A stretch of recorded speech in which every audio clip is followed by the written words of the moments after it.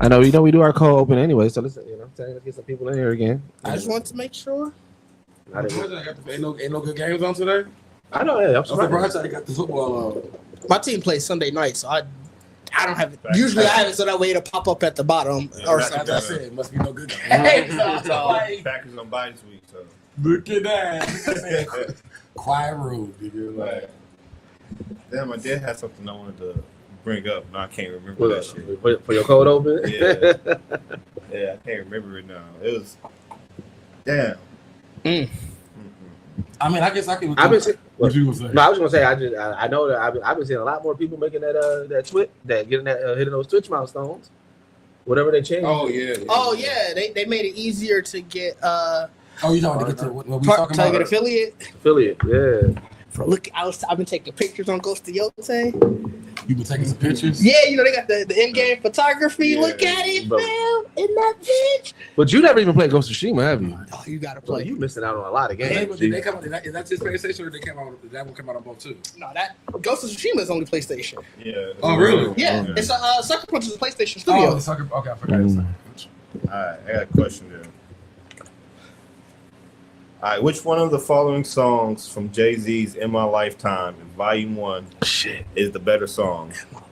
Imaginary Players, Friend or Foe 98, Where I'm From, or The Streets Is Watching? Wait, did you say is the what song? Is the better song. That's biased? No. It's definitely a debate topic.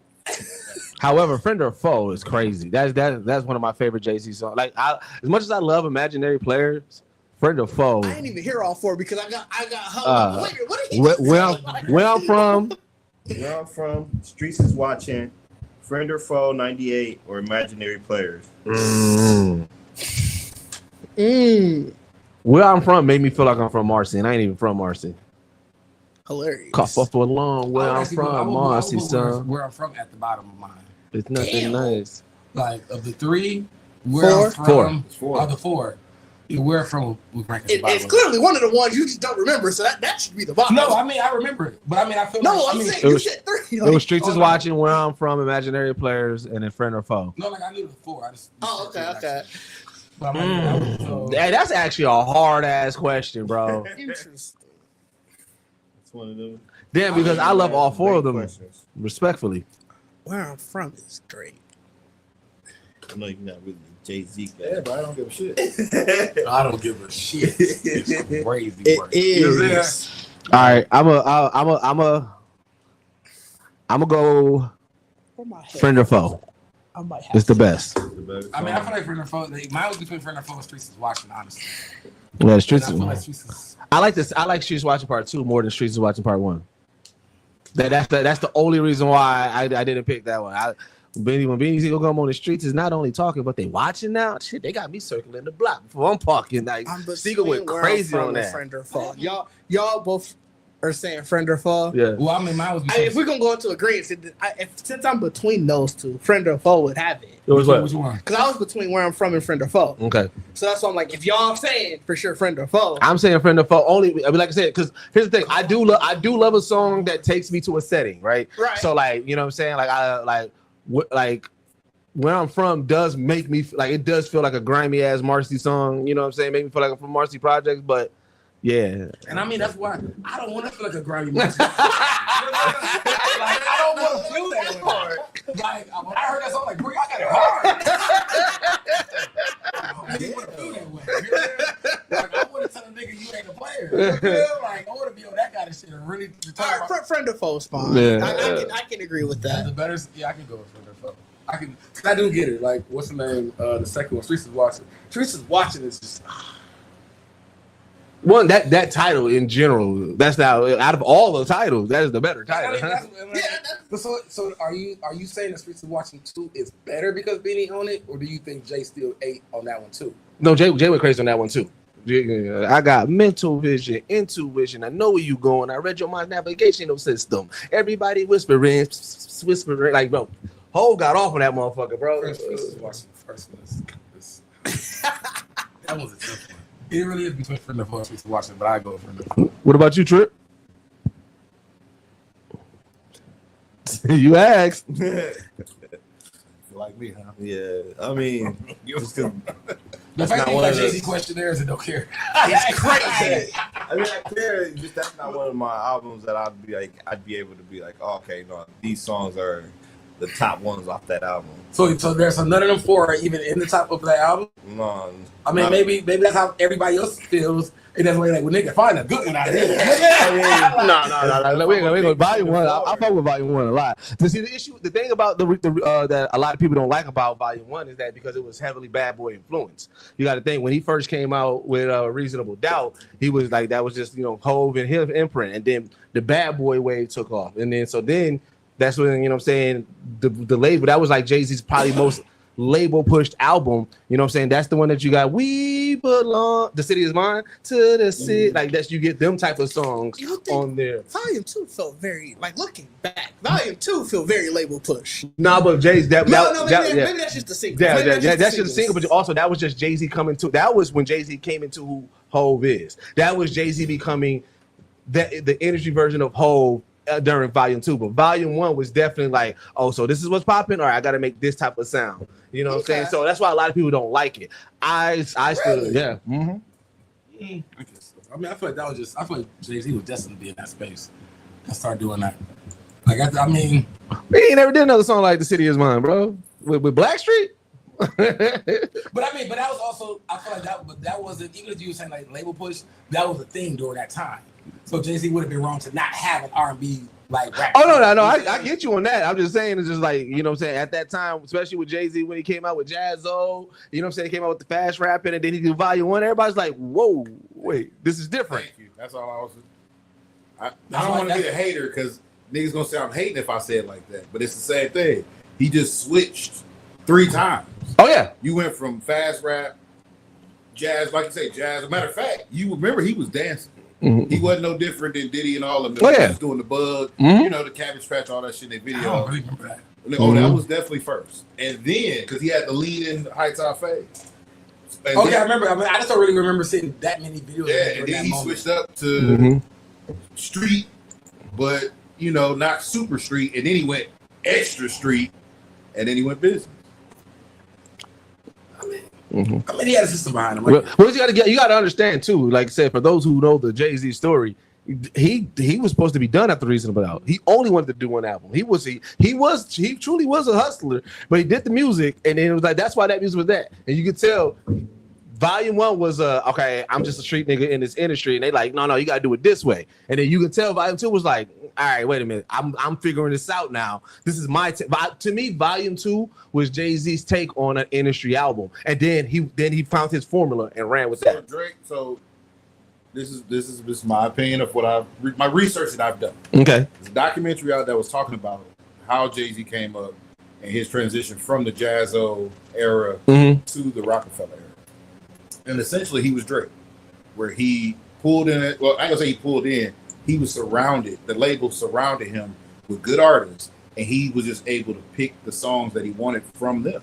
So, like, they would approach, certain people in the label, whether it was Def Jam, Rockefeller, or the other umbrella, and be like, "Yo, this is a good song." Yeah, Volume 1. Yeah, Volume 1 was definitely that. Jay-Z, and that's how he was able to accumulate so many dope songs with dope production because a lot of that shit just wasn't film. You know what I'm saying? I mean, but I agree with that. Like, I honestly never doubted that Jay-Z had the Drake. Like, Jay-Z is just one of the pioneers. Like, hey, this is what it looks like with label money behind it. This thing though, you remember it wasn't in fate. Like, everybody wasn't in favor of this. It was just the label heads and the heads of Rockefeller and Jay-Z. Right. That was good with it because at the time he was the hottest nigga right at that point. Right. So they like, yo, we got to push you because you got the shine right now. But everybody else fell to the wayside. That was associated. Not saying in New York, but that was just associated with it. That's why they were saying like Memphis Bleak really didn't have the career he had. Yeah, because they was trying to make him this, like you said, the sexy nigga, and that ain't his forte. Everybody else was just gonna be a background dude to Jay-Z, but it's the same thing Cameron went through when they signed him. Yo, it's the formula we go by. We're gonna take you and Joel's because y'all hot, and if y'all drop some shit that's hot, and we'll let you bring in some people, you know, one at a time. But that means I'm still gonna have to pull from you, bro. I'm sorry if you got a dope ass song that you really like. If I'm gonna do it better, and you know the people gonna react to it better, it is what it is. To be fair, I think that's just music industry though, because you hear about that in almost every genre. Completely. You hear about that, like you. I mean, in some way, That's why I said Jay-Z literally found, like, you can see when the industry put their hands on it. Jay-Z just, him and his team just had the wherewithal to not let them sink their hands as deep in as they do with other artists. But the argument that I always had is, and this goes back to NWA and all that, they weren't, so originally, yes, this was prevalent in R&B, soul, and all that because of, you know, national look, racism, whatever.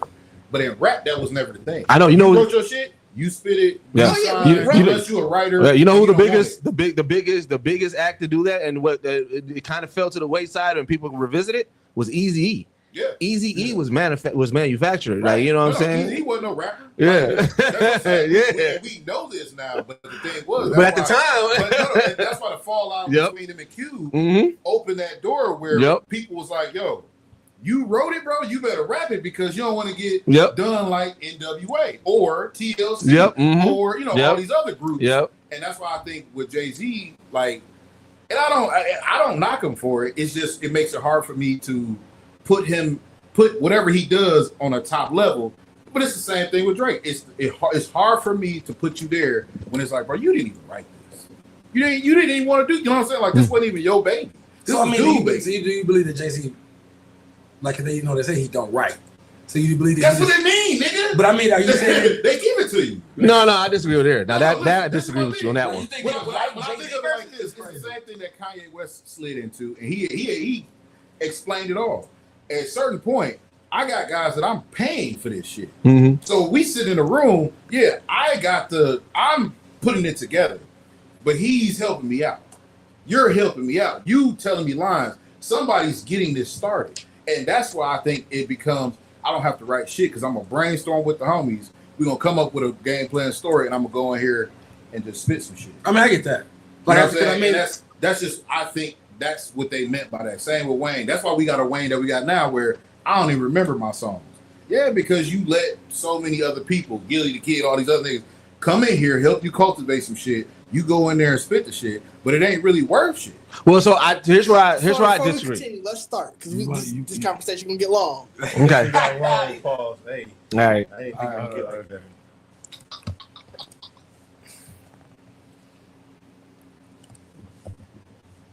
All right, I'm good. All right, on 3, 1, 2. All right. Welcome back to the Geekset podcast, only podcast that blend hip hop culture and geek culture together. I'm your boy Deuces with me. I got my man Bacardi Sensei in the building. What is good, everybody? How are we doing today? We are doing great, man. We got Didge in the building. What is happening, people? What is happening, people? All right, we got King out the shop. Yeah, what it do, everybody? How y'all doing? And then we got Trip in the building. What's going on, everybody? So back to what we was talking about in pre. You really? Yeah, because so here's the thing. All right, so even with Wayne, and like I said, to me, Wayne and Hov are the anomalies, right? The thing about with Wayne and with Wayne is that Wayne more so style got influenced, and I think that's the difference. Because I don't believe that nobody has ever pinned anything for Wayne, and I don't believe anybody pinned anything for Hov. But I do believe, like with Wayne, you can tell from wobbly to where he's at now and shit like that, where he spit.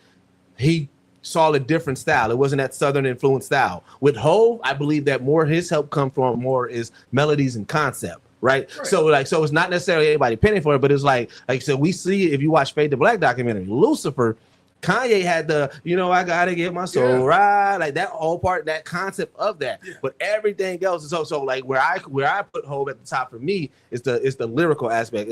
Those are still his words, those are still his pens. The concept, you give me a concept, I'm a like Jake. Yeah. And that's what I think. Like, not saying, and that's what I said.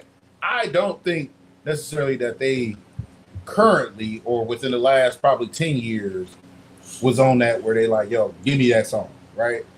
Because you don't have to where I don't need that. Like I don't need to take from somebody else. I can cultivate a song, but I still think it's a group effort to cultivate, like you say, the tempo or the melody or whatever for that vibe. Yeah. Because one, you niggas old. Yeah. So you definitely want to have somebody younger in the room to give you that guy, hey, this is what we into or this is what they want to hear. And unless you're doing overhead music. Yeah. But who doing that? So technically, Clips. Jeezy latest album was Technically, Album But see, is bananas. Yeah. And I don't mean that in a good way. No, did y'all say bro? Jeezy though. Jeezy hasn't grown from the first one to me. No, like, I mean this ain't even a growth. This is like I'm gonna just Man. be on something. I wish you would have grew. This is what we could, bro. I ain't saying it's the worst. It's mad. I am. Worst Of album. of his, yeah, Of is that his yes. worst? His worst. But I looked to see if that shit was AI for a second. But Disgusted. I thought And I know we got. I haven't heard nothing. I know we got way off track. I'm sorry, but you just brought it.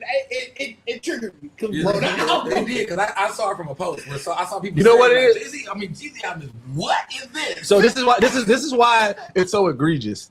Is because Clips showed us that you can be old and still put out a good ass album. So now Jeezy ain't as old as Push and Malice, but it's like, bro, Jay-Z been giving us quality verses in his old age. 444 in his old age. Clips gave us an old album. I was like Nas been giving us. It's like Jesus, what happened, bro? Good rappers are between 35 and 50. No, I'm saying now. Right now, Yeah. I'm saying current top artists. Well, here's the thing. Before this album, 35 and 50. before this album, I would still consider Jeezy. Yeah, I mean, I hold Jeezy high. What was this? The one? Was The it last 2020 two albums whatever? wasn't The rest, Recession 103. Yeah, That was good too. yeah. Yeah. Last two albums he did wasn't bad, and I don't like. I guess it's considered an album, but I thought it was a DJ drama. It's a DJ drama. No. It's an album now. It So- popped up on Apple Yeah. Music. No, No, so it's it's an album. So what Drama is doing now, same thing he did with Tyler the Creator. It's an album, but he's doing the same thing. He's still using his DJ drops and stuff like that, but it's still an album But it's because we don't got mixtapes no more. and my thing Yeah, is like fair. the reason, and I don't like we got off topic. and I know. just I'm sorry. I told you I just got to say my triggered me. piece on it because for a nigga who really loved Jeezy, because even just the sound and everything he created, like from where he came out from, this has nothing of Jeezy that even like oozes Jeezy out of it. Like the production. Oh my fucking god! Just Bro, like I that, was like, scrolling. Every Friday, would always do it every Friday morning, and I was off this Friday, so I was able to do it more. I just looked for music basically to get me through the day. So like, I saw it said new release, and I think it came out the week before actually. that's what So I was like, damn, okay, I I missed it. Let me see it. The cover itself is kind of weird because it's him with like holding like a book like this, and I was like, all right, I guess whatever. Niggas have weird covers all the time, Intellectual drug dealer now. right? And I let it play, and I was just the like, first song. I'm like. I was like, No, what I'm song listening to the this? wrong Like, track. what Hold on. I'm listening to the wrong album. And you let it go through, and it's It sounds like it's a damn, mashup album. It's Like that's so what it feels weird. like. Another nigga was like, "Oh, these are all Jeezy songs. I'm gonna restore them with these old school beats and let y'all hear like the fact that he engineered this. It's like, bro, how high were you? Wait, I didn't know that Jeezy engineered it himself. No, I'm just saying, like, I was like, I did not know that. he put this shit together. Like that was the concept, but it feels like it should be. It's- Like, You're gonna be mad, especially and I coming off his listened to last everything. I album. listened to the whole thing. I was just like, I remember didn't one- make it through. I remember fam. one because I was. I had to give it at least once. I listened to like I doing got to something like around the 8 or house. 9. I was like, bro, no. I And gave I was Doja Cat more of a spin than I did Jeezy. like, bro, The Doja Cat be cooking. Yeah. I heard it was fire. Yeah, I I ain't heard listened that. yet. Doja Cat be cooking, especially with the rapping and everything like that. But anyways, man, it is. Hold on. Wait, where did we leave? I know I cut. we was No, talking we about was talking about how niggas make niggas have to have Oh. a group around them Yeah. to Oh, make yeah. to cultivate this music. But Yeah. so here's the thing. So and I want to ask you this then to me because with Jay-Z, I feel like most of his collaborative efforts come with a producer, a true producer. You see him and Just Blaze, him and Timberland, him and Kanye, him and Pharrell. You know what I'm saying? Him and Guru, like, you know what I'm saying? So it's like his collaborative effort is producer, engineer, and him. Do you look at that as a knock against them, or that's okay? So I've never looked at production. So to me, when it comes to artists or labels, whatever, I never looked at who produces as it should matter, right? Okay. Because y'all got to work together. So your sound, his sound, y'all got to figure it out. So that just is what it is. What I think, what used to bother me was that that like that era, probably like 2000 to 2005, where everybody only wanted to work with Jay. Right. Like that. Like, so that did have like an unfair advantage. But now that I look back at it, it's like he still had to pay for it, or y'all still, regardless. It was a business transaction, so it helped it helped the culture. So I'm not against that. What I always have been against is just the line borrowing or the song stealing. Like to me, I don't like that. So wait, who? And we can get off of that. This who's your top 5 rappers? Top 5? Yeah, because it sounds from what he's saying, it sounds like that would remove him out of the top 5 conversation. Well, you don't like Jay-Z? I know, but I'm saying to me, Jay-Z not in the top 5 is crazy, right? So now I want to know who's your top 5. I mean, is it? Yeah, to me it is. I mean, to you it is. To me, it is as well. Is it? Mm-hmm. To me, Pac, Biggie, Jay, and Nas is to me are automatics. That's crazy. And that's never Well, gonna why? change. That's 4 out of the 5. I know. That's insane. Okay, so the reason why I can't roll with that, and this is just my own personal thing. I know, that's what I'm asking. Yeah. I looked at, so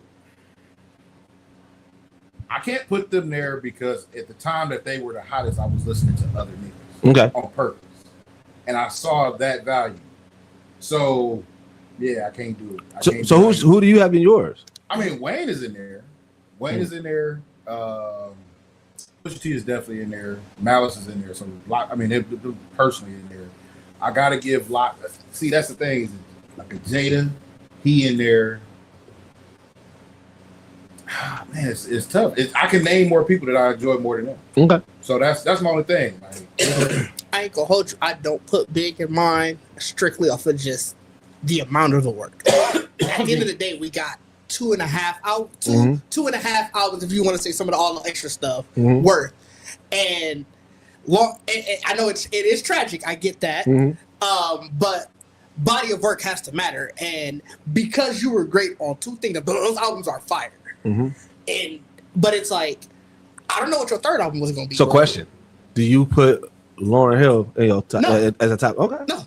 We got 1 album. Like, she did the Fuji stuff. But it's like, we got 1 album from you. I mean, I think a long time ago I removed Lauryn Hill as even being like, I mean, she cool. You know what I'm saying? Like, but it's like I removed that whole like she's a great like. Yeah, like, she's great. cool, And like, none of that takes you away from being great. But I don't know if she was gonna be one and done. We know a lot of people who've done a great album. I hear you. So the reason why is that I feel like even out of all the female rappers that came out, nobody has did a better album than Miseducation and Lauryn Hill. And that's why I still hold her in my top 5. See, you know what? I feel like those are conversations, or that your statement is based on your experience.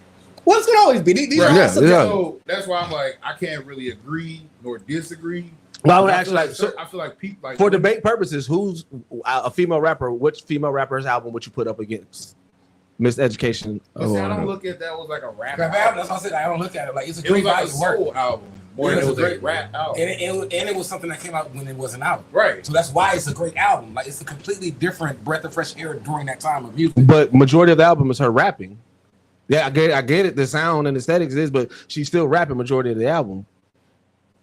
Majority of it? Yes. I don't know. I didn't think it was majority of it. No, I don't think it's majority of it. It is, bro. I brought us to that album a lot. But she's definitely like she's spitting more than she's singing. So this gonna sound weird. I do think that album singularly is probably the greatest female rap album. However, much like now it's going back to sports where you have to have like as many at bats, you have to have this many attempts. Right. That takes you out of the overall conversation as a player. So because of that. Now, because you a sports person, where does Barry Sanders rank on your running back? Barry Sanders, he did 10 years, bro. 10 years is a lot. That's longer than the average NFL career. And records. I mean, I get that, but people still say that it's short. But people are wrong. Okay. Okay. Yeah, that makes sense. And consistent number. But I'm not. Before we even get to any of that, the average NFL career is. I got Barry Sanders high, so I'm not debating. I'm just saying a lot of people say his career is short, so I was like in the sense of the conversation. But average Barry Sanders career as a running back, nigga, 3 to 5, like the most you get. Yeah, 10 years is it's short for great players. because they said the same thing about Calvin Johnson. I think he might only did 10 years. Mm-hmm. And so, like, I do get that. Mm-hmm. But, again, niggas get out of the league in 3 years. That's on average. Especially at a running halfback. Especially at a running back. At Like, halfback it's position? probably shorter for running backs. Right. Yeah. So, I don't think that's one-to-one. I get why you brought it up, though. I do get why you brought it up. But I don't think it's one-to-one. I'm trying to... Brandon Roy would probably would have been a better example. Yeah, you're right. I don't have him highly ranked because he did it for. Yeah, he did it for what? That's a good For comparison. That is a Lauryn good. Hill That is. compliment, because at the end of the day with Lauryn Hill, I understand, like, maybe that's also to what it is, because she did come out singing and rapping, that it gave her a duality that people wasn't used to. Yes, yeah. So, because Chris Brown did the same shit, Trey Songz did the same shit, and we applauded Either of them. them did it to the level of Lauryn Hill, though. No, I'm not saying they did it to that level. No, I'm but talking about fact the that they amount. Did it. I'm talking about just the amount. I Yeah. don't even think the amount matters. I think the fact that they did it one time on a track, Okay. motherfuckers was like, "Oh, he called." Okay, Like, that's remember what when it Chris Brown did it? They was like, "He's spitting better Yeah, than the rappers yeah. out here." And what guy Tyrese said again, these niggas rapping out. Like, That's right. That's how we got Black Tie. That's how we got Black Tie. you know, y'all care about rap, like, rapping, nigga. Like, And I think that's also another knock to her. The fact that you did have a talent, you didn't cultivate it right. You did not bring more albums to that genre, and that's probably why we had to wait so long before we got Doechii and all these other guys that are in this, that lane that can do whatever they want to do lyrically. You know what I mean? Or yeah, I get that. audibly. Like, I feel like women like Doechii, it would be shocking to hear them not say, like, this, Lauryn Hill isn't in their top 5. That's Yeah. why it's inspiration. It's And I'm not even. I do think she's in top 5. We were talking about number 1 though. She's in your top 5 as far as women. Yeah. I mean, in top 5. I mean, I feel like she has a great. With the Fugees, she had a good career. I mean, I feel like we all love So, her rapping. my question is, wait, hold on. Before even. Is it because there hasn't been enough in the women? Because I guess what I'm asking, how is Lauren in your top 5, but Biggie ain't in it because they got the same knock from you. The same knock is that they didn't have long enough. I agree with this though, on that. No, Like, I think so I'm a Biggie fan, but I respect what he's saying, because the Lauryn Hill, the numbers don't add up. No, I'm saying, but how is Lauren Hill in the top 5 and Biggie's not? The number the amount. Okay, that's what I'm saying. That's what I'm Number saying. of major, Yeah, major female and that's why artists. that's what I wondered. I said, is it because? Because obviously I listen to way more male rappers than I do female rappers. But like I said, Doechii's album. Like I said, Doja Cat's rap, her debut rap album. Like I said, I put that up there. Rhapsody's album, the one I think it was, like the one where it's all the female rappers' names. I think it was called. I do believe it's called Eve. I don't know. That's why I said I feel like That one's in, I think, my top 5. But it's always, it really has, and I would have to really listen to it again, because I really, I still sit in a space that I feel like Lauryn Hill's album, especially even from my first time experiencing it, was a soul album. Oh, it's definitely soul, but even it also feels like now is a golden era of because you know what? rap. So it's kind of like, and it, like I'm not comparing it, but like Slim like Village, they rapped and sung, but they definitely rap way more. You said Slim Village? Yeah. I don't know if I put them as a rap group. That's what I said. I feel like we. What about the Nappy Boys? I feel like we. I definitely don't put them. The Nappy Boys. But they rap most of the time on it. Like I said, that's what I'm saying. So I guess I gotta understand y'all categorize. So sick of being alone, man. Yeah, but I mean, But listen to the hook. I mean, that's the hook. Listen to the lyrics. To the rap part of it. You doing that with Lauryn Hill too, bro? No, I am. That's what I'm saying. I am. And that's why It's like both of us, right? Yeah, You know what I mean? Well, y'all don't consider Bone Thugs No, I'm rappers? just saying it's the same thing because they harmonize, and that was their whole big thing when they first came out. Yeah, but they People still weren't rappers. People weren't considering them rappers because they harmonize. According to I've always considered them rappers. I mean, I thought they were a barbershop quartet with bars. Wait, who? The Bone Thugs. They rap. What y'all said until y'all harmonized. But There we go. you know what, too, though? That's also a Midwest thing, though. Like, our music has always been that way. They've been a little bit Like, melodic. a cat gonna harmonize, or he gonna hum, or I mean, gonna, Nelly, something yeah, like, that's a Midwest thing. Yeah. shit. All do or die. Shit, fucking 3 6 3 6 Mafia. Like, Yeah, yeah. all of them have that but also they're rappers. Like, their persona is a rapper. Where I feel like Lauryn Hill's persona is a soul artist. But She's not a like Erykah Badu, right? Mhm. Erykah Badu could do both. But she don't rap on her But what songs. She sings more. But that's what I'm saying. She can When- do both. No, so okay, so I'm not debating ability. I'm just ability on the body of work. There was more rapping than singing, so I consider that a rap album. Granted, I agree with what you're saying, but that's to me that's skill versus what like the album itself. There's more rapping on the album than singing. I think so that's really, like I said, I get what you're saying. I think that's really why to me Lauryn Hill sits in a space of herself, because like where everybody said, we didn't get more albums to really put her like really know where she really is. Like like I said, I feel like people who say that she's a rapper is because of her Fuji roots. Like she did harmonize and do that hooks, but she had she had bars. Yeah. So it's like, but when you get your own album, it's like I honestly personally felt like what she wanted to convey to everybody is that I actually like soul. So here's the thing. But that's the thing. So Like, if you look at all female artists, all female artists have done that. Jazz hop. Jazz hop. I loved it. Yeah, I was just saying, all female artists have done that. Whether it was Queen Latifah, whether it was the MC Light, like all of them have sung a hook, sang a section, and then rap. So that's why I'm like, I'm not gonna be like, yo, because unless it's Lady of Rage, right? I've never heard her sing. I've only heard her Scarlet. sing. If we talking we gotta make those. we're talking I don't know, man. When she said I rock, no, Mia X sung definitely. She definitely sung. Mama Drama album. Oh my god, I love that album. She sang. She definitely sang. Matter of fact, she sung on 6 in the morning. No, she sung. She sung. Yes, bro. The Mama, bro. Y'all know I'm a No Limit. I was No Limit to the core. That Mama Drama album and the one. Scarlet ain't never sung a song. Who? Scarlet definitely. If I ever hear her sing it, I don't need it. But yeah, my Mama Drama sung on Fiend album. I don't know. Yeah. I gotta hear. I gotta re-listen. I got the CD. I'll bring you the CD. The chat did. The chat did. I mean, she rapped. Yeah, the chat rap. But I still got my No Limit CDs. I'll bring you the disc, nigga. Bring me. You think I ain't got it? Nigga, listen here. You looking at a nigga that had the Gambino family, that had the Skullduggery, that had Little Soldiers. I was listening to them. Like, well, I say Jay-Z made me stop listening to No Limit. That's how crazy it was. That's crazy. I went from. You couldn't even split up the. Well, so that was when. Hold on. To my defense, that's when shit was going bad for No Limit. At some point, like I said, that's when Master P. What was that? When he had the American flag on the album cover. I remember my co-opening conversation now. Yeah. Because you brought up Master P. it was about Master P. Yeah. So like it was right after 504 Boys, like said. So it was like but it was American flag on the album, American flag cover. That album was Ghetto Postage. Ghetto Postage. Yeah. By the time we got to that area, people had too much money. Yeah, and then Jay he was trying his time with the Hornets. Yeah, and then Rockefeller started booming. And I was like, and like I said, I was doing music with Bergie, and Bergie was all East Coast. That really was hilarious. That when Rockefeller kind of blew up, Pete started doing other shit. He was just like, I'm hoping now, nigga. They like, you hoping, nigga? Like, that shit was funny. Yeah.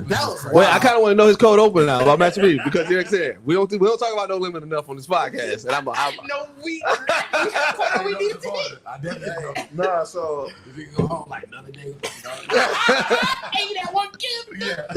Another day, another Limit. So I was just thinking, I was watching Scream the other day. I think it was like Scream 3, but then I was Scream. I hear it coming. That was such a random ass off kilter song to have. Like, what the fuck made him think of that? Because that's when No Limit was on top of the fucking world, and it's like we gotta include No Limit in everything. Scream came out, it was like, you know what I'm saying, Master P was listen, all right, y'all laughed at it last time, but I'm bringing it up again. But when they was doing the Rock and Jock, you know what I'm saying, Master P was heavy a part of that MTV Rock and Jock, because No Limit was the crew at that time. And yeah, remember when Scream came out, there was a big push on MTV. Yeah. It made sense to get Master P to do the fucking theme song to Scream. I do not remember that. You don't remember that song? Scream.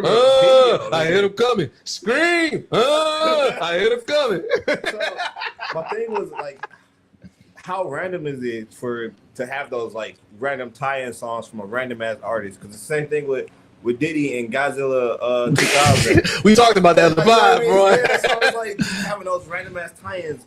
Like he was that side mission. Like he was deep at the end of the map. Oh, did he? No, Masterpiece tucked away. Like that cave that's all black in the bottom of the map. Like, oh man, go here, you get a special. Nigga, that's what Master P was to get that Scream That's hilarious. Collab. It was That the shit is lead crazy. track on the screen. It was. I never had listened to a Scream 3 soundtrack. But that song was on the radio. It Yes. was on the radio, bro. Like, I don't know why I don't remember that song. You gotta. that shit, There was no internet at that time. How else would we be hearing it, bro?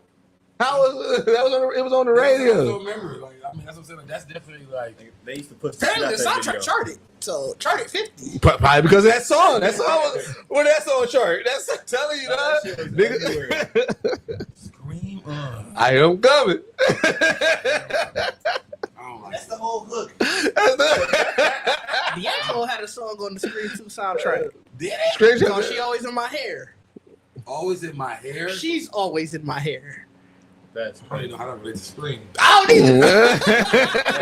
Wait, do the soundtrack? Every song got to relate to the movie? You would think hope so. I feel like no. I feel like the best soundtracks don't. I mean, they don't. What do you- song is Because John Wick, look, the John Wick soundtrack, none of that shit really goes Let to me the look song. at the Think John about Wick I think soundtrack. John Wick soundtrack is literally Like, what's some of our best? Bro, was it a thong song on Soul Food soundtrack? No. The song you are no. What's the song with Drew Hill and Drew Hill and we're not making love no more. That's on the. No. That's It on was the Drew Hill. soundtrack. No, it was Drew Hill and Ja Rule because they was fast riding. Oh, no, so you talking about? I swear it's Drew Hill and Ja- it's either on the Waiting to Excel soundtrack or the Soul Food The soundtrack. fucked up part is we finna all know this song. Bro, You are everything. you are everything, and everything is you. Sing. That had nothing to do with. I want to play it. But we gonna- You are everything. What was it on? That had to be. It had to be one of them. It says it's on Unleash the Dragon. No, but it was no. Then that wasn't it. Then Oh, they have multiple they tracks. had multiple songs. Bro, hold on. Now I gotta look up soundtrack shit. Soundtrack song. Let me see. I want to say it's Soul Food wait, while you're soundtrack. doing that, let me finish looking up the John Wick soundtrack because I don't even know what was on that That's one. definitely gonna be a blind ranking topic. Oh, that was the John Wick soundtrack. Do they got more? Damn it! I hate when they do that. Because Because they got the John Wick soundtrack, which is gonna be like the themes of the music or the themes of the movie, like the actual what's the name? score and shit. Score, there you go. Yeah. But that's the only one Wikipedia has a page for, so I can see like all the songs that made it. So I got to try to find it somewhere else.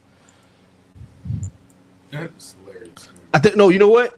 No, you know I'm a. I thought the only Drew Hill song that I knew No, they there's a, had they on the soundtrack because was, it was a Def Jam. well, obviously, and then the Rugrats one. No, that wasn't even them. That was Destiny Child. No, that was Maya and Maya and Harlem World. Yeah, they were also on Because remember, Huh? right. Because remember that's where Jay-Z did That was, when Jay-Z did Blinky Blink and Mace when he was like, you think niggas are shooting your fat ass out of cannons before? That was Blinky Blink and shout out the cannon in the. that song is still fire. You think niggas are shooting your fat ass out of cannons before? I'm that nigga that done first and Evil Knievel jumpers. Niggas flipping over rovers like they wanted with hope. Yeah, man. That was on my, Hope, man. Hold my goat, bro. Hold my goat. I'm trying to think what else. I don't know what song you could be talking about. It was. No, I gotta figure out. It was based on because it was one of those Def Jam soundtracks that was it the Nutty Professor 2 soundtrack? That soundtrack was fire too, and them songs definitely had nothing. You know, oh no, that was one of the top charting movie soundtracks. Which one? The Nutty Professor 2 soundtrack. Yep. They had Ain't No Nigga on there. They had I Like, Touch Me, Tease Me on there. It was a bunch of dope like Oh, R&B yeah, songs. I feel like This is on the first one or the second one? Nutty Professor 2. Touch Me, Tease Me was on the Remember, they first had a lot of one. videos with Oh, the first one. Yeah, It's the first one. It's the first one. I'm tripping. But it had Ain't No Nigga on there. I feel like some of these songs definitely had nothing to do with the movie. Hey, I mean, but that was a time period where they were. Like, I feel like they were just taking Soundtrack. songs from people. Right. But that was the best sound. I feel like that was the best era of soundtracks. That was a mixtape. Yeah. So that's when music and movies made, like videos and movies and all that shit was hot. You know what I'm saying? Like, Damn, the soundtrack went #1 for top R&B hip hop. Yeah, bro, that's up, bro. That was one of the ones, bro. Which one did? Nutty Professor 1.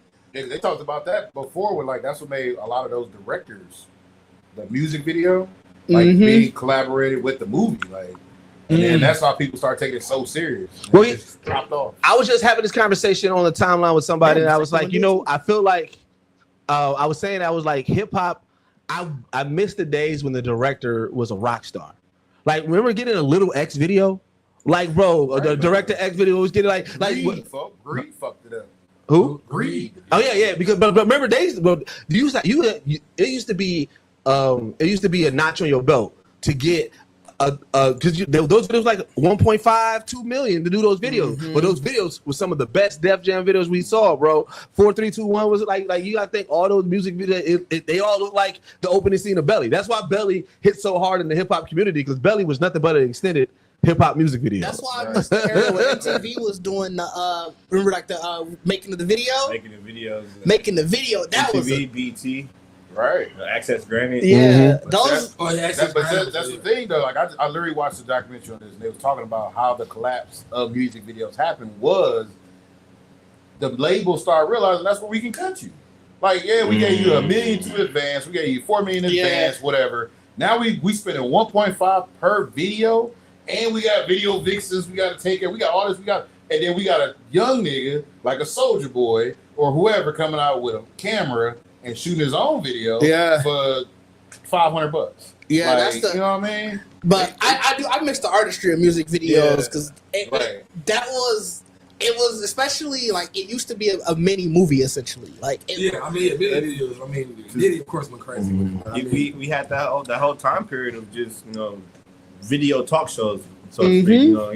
TRL, 106 Park. Where people actually wanted to come out and showcase the video. The box, like the box. Well, he was saying talk show too. The box. I never heard a nigga talk on the box. What? I would only hear. I would only see the videos. Yeah, I never. That is like a show. It was like a They did? show. Damn, I ain't never seen like hourly. Yeah, I do remember commercials, obviously. Hourly, there would be a person that came on and like For real? I promise you, Damn, I ain't never seen that. I used to watch They do those. top 10. Yeah. Me too. They do the top 10s and everything. But For real? music videos used to be my background noise. Yeah. But like my TV used to stay on a music video channel. I do that sometimes with MTV hits, but it cycles through genres, and so like sometimes they have like the old rock videos, and like I like some rock songs and stuff, but it be stuff I don't be knowing. So that's when I changed the channel. You know, I realized outside like late '90s, early 2000s, that's where my rock range. After that, I don't know. Once you get to I think 2000 maybe 3, like once you get to the Kid Rock era of rock, I fell off on that era. I knew some though, but I was able to identify because I was able to like. I may not know the song, but like you know what I'm saying. If I don't know, I won't know by name. But if I hear it, I'm like, okay, I know that song. Yeah, the shit. Yeah, before he went full crazy Republican. Oh, crazy. Like that's what I'm saying. I knew it up to that point, but like probably 90s rock and 2000s rock, I'm familiar with a lot of it. One, because we couldn't listen to rap stations in the car with my mom. So we could only listen to like the 102 points or one and all that shit. Yeah, so it was like a mix. Yep. And then when it came to rock shit, she just turned it down. She wouldn't turn it off. Yeah. So I knew all the Blink 182, Corn, like all that shit. But I wasn't you know why else though? We know a lot of those songs because a lot of those funny ass college humor style movies always had it. Like I they've said, been playing Tony Hawk. I used to play the shit out of Tony I Hawk. was going to say skate, Tony Hawk, FIFA. Yeah. What was the Really, everything back then had. because like till this day, if I hear I get knocked out, but I get up again, I think about FIFA because I was like that was I think like you know what I'm saying. It's like it's a lot of those movies, those National Lampoon, American Pie style movies. We know all those songs based off of because of that. Yeah. Listen, Scotty doesn't know might be the greatest fake movie song, rock song. I still to this Right. day knowing that's Matt Damon. Bro, I didn't know that was Matt Damon to the end. I ain't even gonna hold you. Wait, what? Scotty doesn't know in Euro Trip. Scotty doesn't. Yeah. The rock star, that's Matt Damon. Yeah. That makes sense. I didn't know it literally to the end of the movie. Niggas got never I'm taken, gonna say Matt Damon has the coldest list of like side quests. Yeah. Yeah. Yeah, because he'll just pop up his thumb. Walking around like, bro, you in town? Like, we got the show going on right now. We got this movie. I said these niggas got pure nepotism, bro. Like, think about it, you niggas. That's like Charlie saying, you niggas been famous, bro, since y'all was young, and y'all just bring your homies in. Bro, that movie had a bunch of random people. Cause remember, Xena was in that one. Yeah. Like that movie, Oh, yeah. they just I don't know if the director just knew people or He what. did. Like The director went to college with Matt Damon. okay, that And makes so, sense. you know what I'm saying? I don't know about the Xena connection, but I know for a fact that's why. Because remember that was I think that was his directorial debut.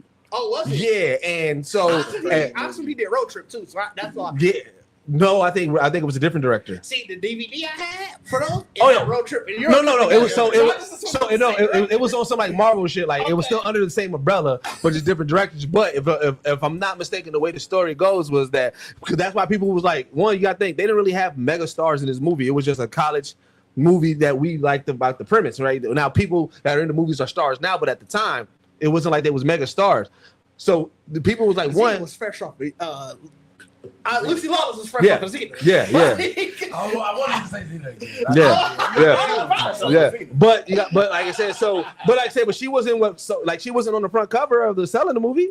No, that's true. So that's what I'm saying. So like what I'm saying is that's why everybody was like when it revealed, they was like, how you did not highlight that you had Matt Damon in this movie? He was like, nah, that's just my guy. Like, you know what I'm saying? It made it funnier because like when you watch it, and being like, that fucking Matt Damon. And you gotta remember at that time Matt Damon didn't have his head shaved. Yeah. You know what I'm saying? We got used to the heartthrob Matt Damon with the hair. So it was like having that shaved hair and then having tattoos, it kind of threw you for a loop. And then, I think Lucy Lawless, she was in like, where was she at? They was in Amsterdam for her character. Mhm. She was at one of the clubs. So it was like it was completely obviously. That's when opposite they of Xena, when they got drunk off of the ecstasy. Oh yeah. Accents. Yeah. That's why. That's Euro Trip, right? Yeah. That's why I love. This is the Road Trip was a cheetah girl. Yeah, cheetah draws, yeah. Road Trip was cheap, yeah. Yeah. That's why I love This Is the End so much because I feel like that's like when I read, watched the interview where what's the name was saying like, nigga, we didn't know everybody was gonna even show up to this movie. Yeah. Like that was a one day. They shot. Yeah. I just watched that last night. Yeah. Like, I love But see, that's why that Rat Pack. You watch that, it's like, That- bro, who the fuck? That Rat Pack is like out of all the Rat Packs, that is one of my favorite Rat Packs. Like it might go Will Ferrell and them, and then Jonah Hill and all that Rat Pack. You know what I'm saying? Like that. Yeah. But like them, we got they with Tropic Thunder, with Superbad, with that. What's the one? I think Adam Sandler's Rat Pack might be one top. I ain't mad at that. I feel like his Rat Pack isn't. His Rat Pack is him, David Spade, Chris Rock, What's the name? Kevin James. Oh yeah, Kevin. Yeah. No, I'm What's the Buscemi? Buscemi. Yes, yeah. Yeah. Nemesis. We ain't forgot. The name of he who shall be spoken of. Yeah, like I said, and that's the thing. Like I said, I'm like, who's the new Rat Pack? Like we haven't since them. About to be Drewski and Consonant. Drewski, Koskinen, and Kevin. But I felt like, I mean, I would hope so. Like that movie, look, I ain't gonna hold you. To me, that fits perfectly. What's for name them. is okay? This is a hood Rat Pack, but T.I. Myron. Myron. 85 South. 85 South, yeah. Like all them. They got a little Atlanta They Rat do. Pack going on. They got They like a do. nice little Shout out hood Philly movie. Flyboy because Philly Flyboy Yeah, from yeah, here, he yeah, be yeah. shooting. He be Fire. shooting them and shit like that. Like I said, they got a lot of movies that you know what I'm saying. It seems like they always on the Just set. like the Detroit niggas got Mhm. the little Yeah. crew. Mhm. They got a nice one down there. So I guess that's maybe that's the new thing. But see that so.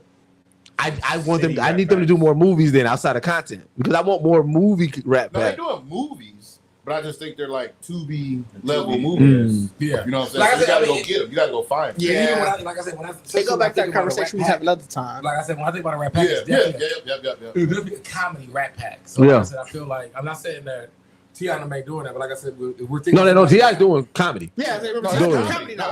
It's comedy. That's just Department, yeah, the Departments. one he got on Yeah. Netflix with Mike Epps. Yeah. The restaurant one where they selling the Matter of wheat fact, infused chicken. and if you keep it a bean, if you look at T.I.'s filmography, he's done more comedy than action and drama.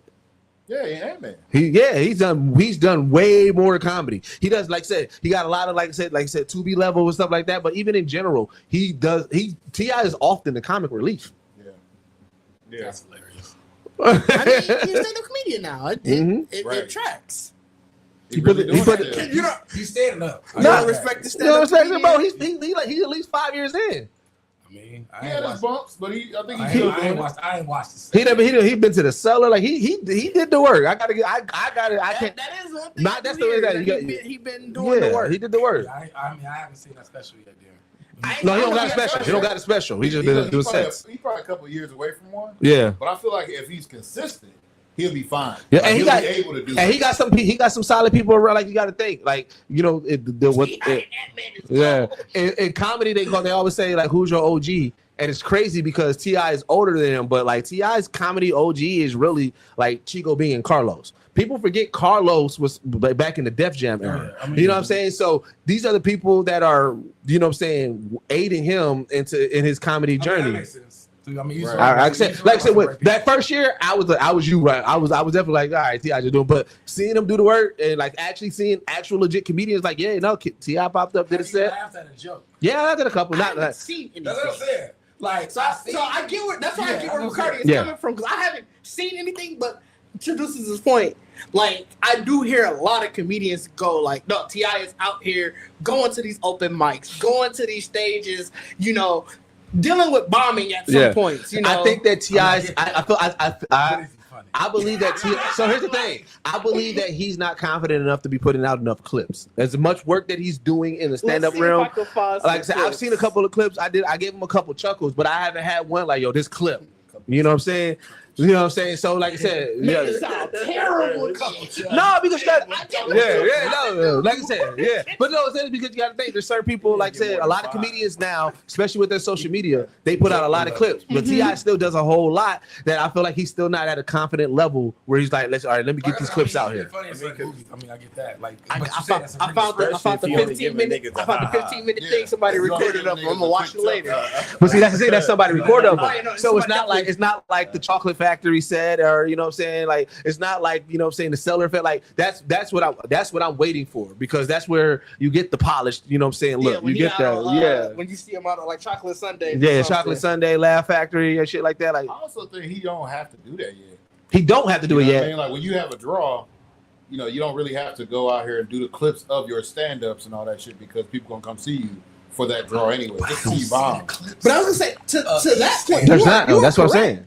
But I don't even see the ads of like, hey, T.I. gonna be at the Laugh Factory. Oh, no, I do. Because he's not gonna be a headliner yet. No, but I mean, you're gonna see probably a flyer, or you probably gonna see promotion. Yeah. If you're in those areas or wherever he's touring. Well, but you ain't gonna see it on social media. No, because he's not. If you're not the main face, the club ain't gonna put you out there. Well, so change. here's what I'm seeing. Hold on, because because I definitely have seen. So it's been more of like, you know how like Shaq does the All-Star Comedy Jam. Like T.I.'s been a part of a couple of it. So you'll see the main person and you'll see the roster of people, and T.I. be on there. I haven't seen anything where it's like, and maybe it's just he ain't been on the show with any of the comedians who I follow. Yeah. All-Star Comedy Jam. That shit would be entertaining, to say the least. What? To watch T.I. on the All-Star Comedy Well, see, and that's the thing, like I said, yeah. Because, you know what I'm saying, and here's where I think that where I get you what you're saying, like he doesn't need to, because, you know, his name is already the draw. Like I said, it's T.I. no matter what. But I do believe that at some point, well, I would hope, because like I said, the way I look at it, like even with my voice acting journey, right?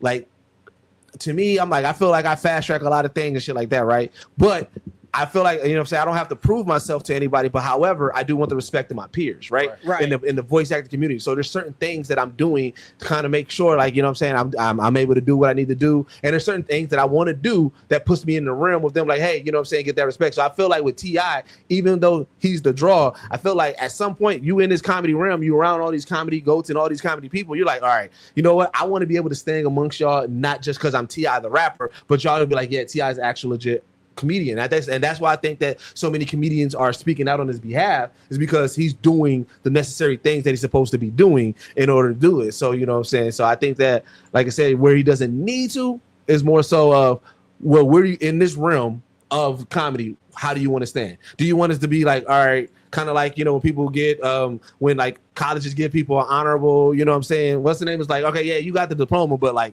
you know what I'm saying, you got it because you a star, or you actually went back to school, did the work, and got the diploma, and we respect that a little bit more. I feel like that's what T.I. I love the words respecting T.I. for his work ethic.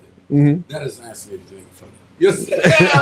I'm gonna let you know. I will let you know when we. That nigga hilarious. Like, I will let you know when we stream tomorrow. That's the first thing I'll bring up when we stream tomorrow. But I think though for T.I., I feel like his journey it's a slow burn journey. Sure. As far as coming up with his material, coming up with the labs.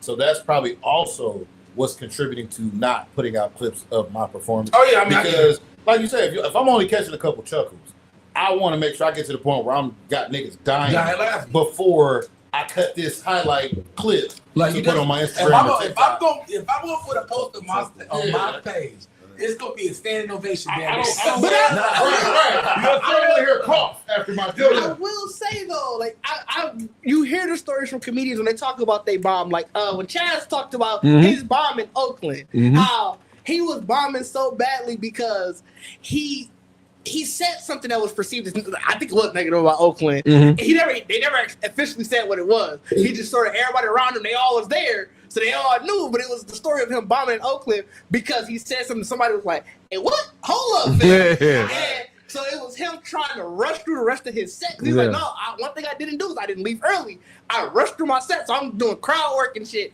The way that he's retelling the story was funny as a bitch. So it's like, even if you bombed, even if you got this story, you can repurpose that where you showing the clip and then you talking about it and you showing like I gotta see this thing on 85 South or something. You know what I'm saying? I gotta see, because I mean, I'm not saying T.I. isn't funny just being T.I., but you can't for the comedians.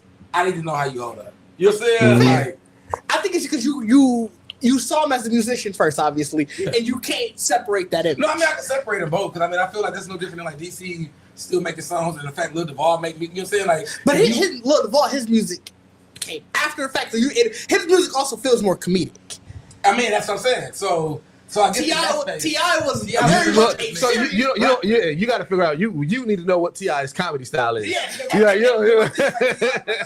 could personally be a very funny nigga in real life. You know what I'm saying? Yeah, that's the thing we don't know. And that's what I'm saying. Like, and even in the comedy spaces they put him in movies, like I said, he's released. So it's like we wrote you to kind of like we know you're a comedian or whatever. We wrote you to say this, but like, how do you are you funny if you just naturally talking to niggas? Do niggas be like? But some comedians are funny that way. That's all. Yeah. There are very, very many comedians who they just talking. Damn near Ali Sadiq. Like I feel like I feel like Ali Sadiq is one of my favorite right now. Like Josh Johnson. Josh Johnson, that man get up there every week. And he just telling stories. Yeah. I feel like with T.I. being Chico being what's like that's kind of their realm too. Like they're at that phase now where it's like I'm just talking. And Chico is hilarious. Honestly, let's be real. I feel like a lot of urban raised Afro Americans are just naturally funny. I mean, you was raised in some type of public setting, whether you went to a boys girls club or public school, nigga, you gonna get funny. I think it's confidence to go out and just be funny. I think it's that's what comedians do for certain people. Yeah. Just like with rappers, I was never confident to rap until I got around niggas who rap. Yeah. And I'm like, oh, it's just that easy? Yeah. So it's more so putting something together as a body of work. Right. Like you said, because some people are just funny in the moment, but some people to be able to put it together in a body of work that makes sense, like in that room. And that's the thing. If it makes sense to you, like I always you can put it together. Yeah. I know niggas that can't cut hair, never picked up clippers, none of that shit. But as they start coming and they start getting into the vibe of where we at, you start hearing them say like, "Well, y'all do this, well, I did that," and next you know they cut their own hair or they cut somebody else's hair. You like, what made you want to do that? I figured out I could. I see you do it, so I could do it. Yeah. But that's what I think the same thing with comedy is, where unless you get in a room with niggas and you see them putting it together and putting together that list, that, you know what I'm saying, this is going to be my set. Once you figured it out, it's probably super easy. Yeah.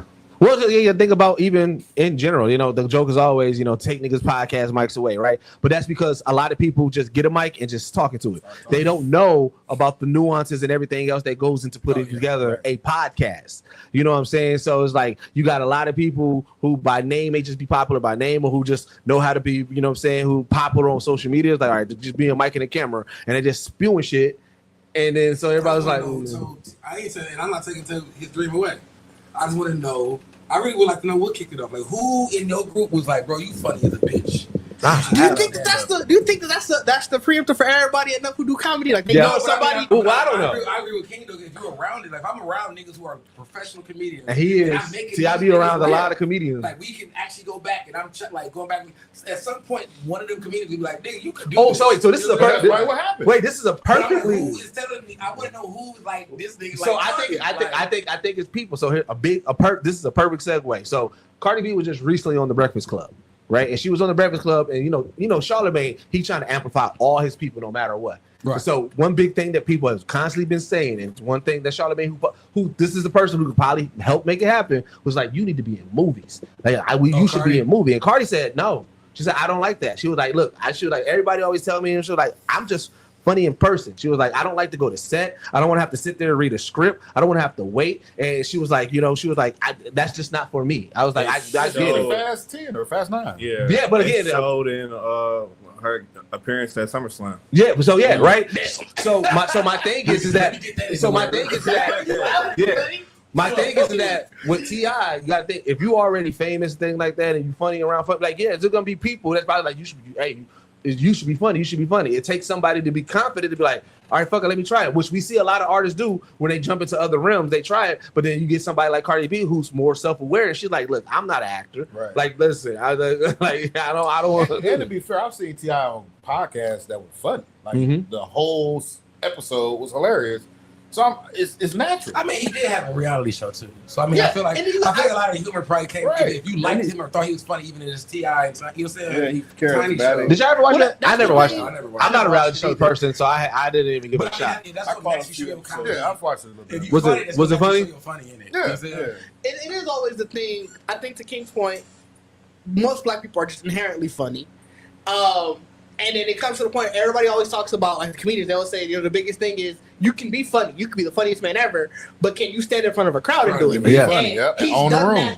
that. For music, it's just now can you stand being humble in a sense? Well, see, you know what's funny? Because even with what we do here, and I think that because we did music and shit like that, I think that gave us an advantage on lives. Because there's a lot of people who, when they do live podcasting, they literally nervous as shit. Really?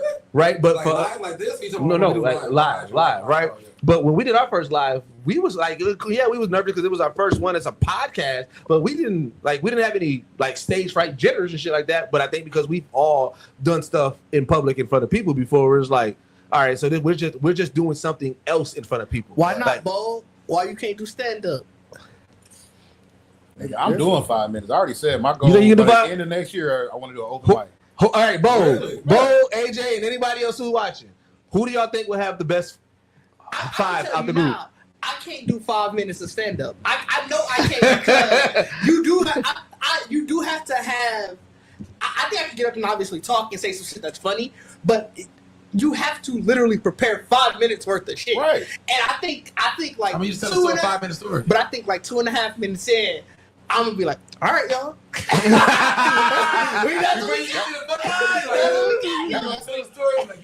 That's when you got a little crowd work you got to do. You got to go out there and ask people how they doing. Like, I thought you had. No. Wait, how y'all doing it? You gotta say somebody like, man, In comedians, when they say a high five, they don't include crowd work. Right. Like that is 5 minutes Of jokes. And I don't know if I have it but in you me gotta to think sit Your down and crowd write work, 5 minutes if your worth of jokes. jokes though are based off of the crowd work, then that works. And you got to think too, though, right? So this is my theory. This is how I've been writing my jokes. So I give myself a minute a joke. Fair. And that way, my setup, I got 30 seconds for the Y'all setup. doing through the Tooms jokes. You know what I'm saying? I want to ask y'all too. So then, who do you think out of the 5 who will have the best 5? I mean, I think I'm the funniest thing of all of y'all. So you think you have a better 5? Who will come after you? I think a lot of your Pause. 5 is you laughing at your own jokes. Right. I mean, Wow. Wait. We ain't got to debate it. We ain't got because you been angry. Why you looking he gonna say something? Right. But because my laugh is contagious, and that's why it definitely could work. So who do you think? I'm gonna be trying to get the joke out and bust out laughing. What the fuck wrong with Everybody y'all? just laughing. So who do you think has the next? Who do you think has the next set that's best? I don't think you niggas funny. So you think nobody else? you the only person that can do a high five. I'm trying to think. I'm really trying to think who. I honestly feel like Diz would actually I just feel like Diz set would be funny. Okay. I feel like Diz set is the awkward comedian set. Like I don't even really do this. You know what I mean? He would be in a space of like what's his name? Ryan Funches. Oh, Okay. Like that's Diz to me. Ryan Funches. Diz to me. You see? All right. I feel like King. I like King funny, but I feel like King will be really like. It's gonna be an aggressive funny, like y'all niggas ain't laughing. Y'all niggas ain't laughing. What is aggressive funny? Y'all niggas ain't laughing. You niggas ain't laughing. Like, This y'all gonna laugh. you know, like what? Damn. Like, I give off this vibe. Is what you like, saying? like, Have I ever choked you? better Bernard? laugh. But I'm saying, like, But I- because like I keep thinking of the dude's name. They used to do the comedy and like write the notes. Oh, it Deon Cole. Deon Cole. Like even what you said, like a joke every minute, I can feel like I can see that as being part of your like. You say the joke and you just kind of look at everybody like, okay, y'all not laughing at that. Like, you know, like, Oh no, you forget Robert. I'm in the shop. This is what we do. but I mean, I get it. Nigga, we perform for crowds our whole time. Like this. But I mean, I feel since like- I've been cutting hair, that's what we do. But I'm saying you can't have me on the floor laughing cutting my hair because you gonna fuck my shit up. So you gotta be I real. definitely got to the good at reading niggas about to laugh, and you got it. You got it. You got it. Okay. That's what I said. The only reason why I even said I can do 5 minutes is the fact that I've gotten to the point where I can read your humor. Where it's like you waiting for the punchline, it's the delivery. I can give it to you because I can literally time it to where I'm doing your mustache, hit that one spot, But that's- say the joke, and boom, you So like hold on. cracking up laughing. But that's that one person. You got to appeal to Oh, a crowd. Okay. Okay. Word. I'm not doubting you. I'm just saying. That sounds like a challenge. It do, don't it? That sounds It do, don't it? like we gotta put together an open mic challenge. I don't know what it is. Say this. What do you think? We'll get the best five. No, I think Diz should be funny. Like you said, at a Ron Funches just high comedy. format. He's gonna come out really high than y'all doing tonight. You know what I'm saying? Like he gonna be the nigga that's actually laughing all day long. That ain't no saying. No, I think this is gonna be so cool. He gonna be sitting down, Yeah. leg crossed, Like the checking punchline his watch and shit. Like the punchline is gonna be the fact that he's getting so comfortable with the 5 minutes stuff. Like, oh shit, it's time to go. does anybody got a pillow? No. I think there's a comedian that does that. He never ends on a high. He always be like, all right, I'm out. Like, yeah, I forgot what comedian, but he's like, I don't end on the rah, yeah. I do All think right. King might have the best because King do a lot of random shit, so he got a lot of stories that he could tell. Yeah. And obviously, being in the barbershop, he see a lot of random people. I mean, yeah. If you have enough stories and enough people Yeah. to like create like this, even if you like you had a 5 minute set, you like that's gonna be a really good story. Right. You know what I'm saying? Oh, Like, nigga, just telling the story of how my other shop burned down Yeah. is a good joke. So Trip, who do you think? Who do I think will have the best 5 minutes Yeah. of stand-up time? I would say King. laugh or run the face. I would say King. If I wasn't choosing King, I'd say myself. Like, I think given the opportunity, I can put together jokes. So You know what I realized? None of you niggas think I'm funny. You know what you are? You're charismatic as fuck. You're the host. You're the host. You're the one to bring the Niggas don't think I'm funny at all. You are Kevin Hart of the group. But Kevin Hart funny. You are you are in the moment funny. Like, You don't like Kevin Hart? You don't like Kevin Hart? Like when I laugh at Deuces, slap and you Kevin get Hart out of stand here, up for like, horrible. Oh, okay. Like Deuces can be situational funniness. Like I said, like he's the only nigga so far on the podcast that I've seen flip all the way back with legs up in the air, like I forgot about that. the story last week. Like that. Oh yeah, the story last week with the sauce, crazy. Crazy. But see, that story went into a set. It's the delivery. He laughed while he delivered it. So, Yeah. So I mean, like I said, Niggas don't think I'm funny, bro. right. I can see you up there. Let me just don't make me laugh. Don't make me laugh. Like, I see all these memes the entire ain't hit nobody lick. Not one person said one day why they think I would be funny. You gotta like, well, I gotta stand up to that. You standing up? Like, you rapping? Oh, you rapping? Like, you rap? Like, what is this? Like, See, maybe if you was rap comedy, then I would like, yeah, Deuce has got it. But comedy? That'd be crazy. I feel like it'd be funny, but Hell it no. I respect the art of comedy too much that I would have. Like, I feel like No. running like a reformed ass whooping ass nigga kind of campaign. Like you know, I know y'all see me big nigga. I was in the army and all that kind of stuff, but I'm reformed now. Like I ain't really. I'm trying to do my highs. I'm trying to do my highs for y'all. And when he say that joke, the nigga don't say that like. I mean, but I can run fast. Bro, you wanna know something that's funny about this? And I want y'all to know this because this is a curse. This is not a blessing. I went to the liquor store 2 days ago just to get some seeds and jerky, just to walk. The nigga that they always got a nigga that sleep outside or inside drinking water and chilling. Right, shout out, Bo. The nigga said, "Bro, you look like you could punch the shit out of somebody." Right? So you know what's crazy about this, right? I'm in just a gray Black Panther t-shirt, gray sweats, the most unconfrontational look you can have. I don't got a hat on. I had on no glasses. I'm literally just watching football on my phone, watching Thursday night football. You gotta rest in. I wish a nigga would. And the fucked up part about that is when he said I had a Black Panther t-shirt because I went aggressive. You know that Black Panther. It was the gray with white gray with the No, we mask. get you. I get you. But so you thought. Yeah, we thought. I was gonna say, where you get a Black Oh, Panther? you mean like, you wild. You are wild. But you wanna know There's what- no way I'm finding an actual Black Panther t-shirt. You wanna know what's even funnier is this? So like I said, shout out, what we talk about season 1 all the way done. Make sure y'all go watch that. I'm the one that grabs all the screenshots and everything like that, right? Well, this is what I learned about that, right? Bacardi gonna give us the funniest faces, all right?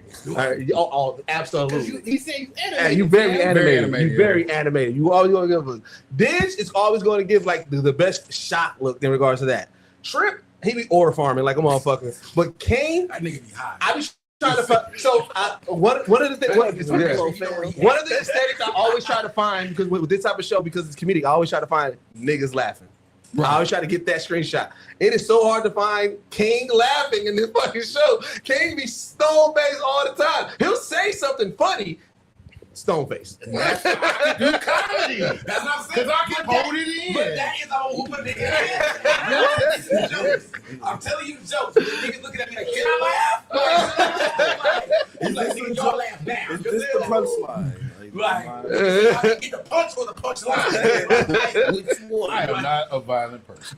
No, we know you're not, but it's just the look is like. You have to rest there. I wish a nigga would face. But I do wish a nigga would. Exactly. That's Your what I'm face saying. and the Your resting body face. even if I saw you walk on shows it. stage, and it's like I never saw you like, is this nigga doing a comedy or he trying to like, is this a sale match? Like, I'm like, really? But on stage, I'm gonna have a smile on my face. He's gonna come up and give niggas, hey, who parked the nigga? Right. Who got the gray Honda? I am not security. I I am not security. would, like, as my first joke, I would come out like that. Like, y'all might think I'm security. I'm not. You know what I'm saying? Like, I'm actually here to do the jokes today. Like, you're still like you gonna have to set the room before you do crowd work because ain't nobody gonna give you energy back because they gonna be like, I don't know, man. Like, he gonna ride.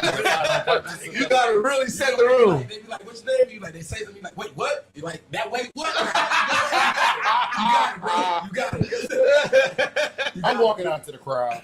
I got bad ears, so I'm already in the face.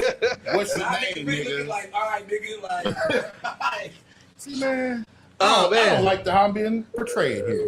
Man. I'm gonna have to start dressing more non-confrontational you can't wear a Black Panther shirt, dude. Like, ever again. You gotta specify which Black Panther too. Yeah, You gotta make sure you you gotta get, specify. like, the little My Little That's Pony shirts crazy. on, so like, Nah, the nigga said to my face, he was like, bro, you could put, I mean, he had that look too, like, I Hey. was gonna ask you how your day was, but fuck it now. Like, yeah, nigga. Hey, the confidence in him though, because if you look like you can punch a hole through a nigga, I wouldn't be the one to tell you. That you might be mad. Or maybe he like, let me disarm this real quick with a little bit of comedy. But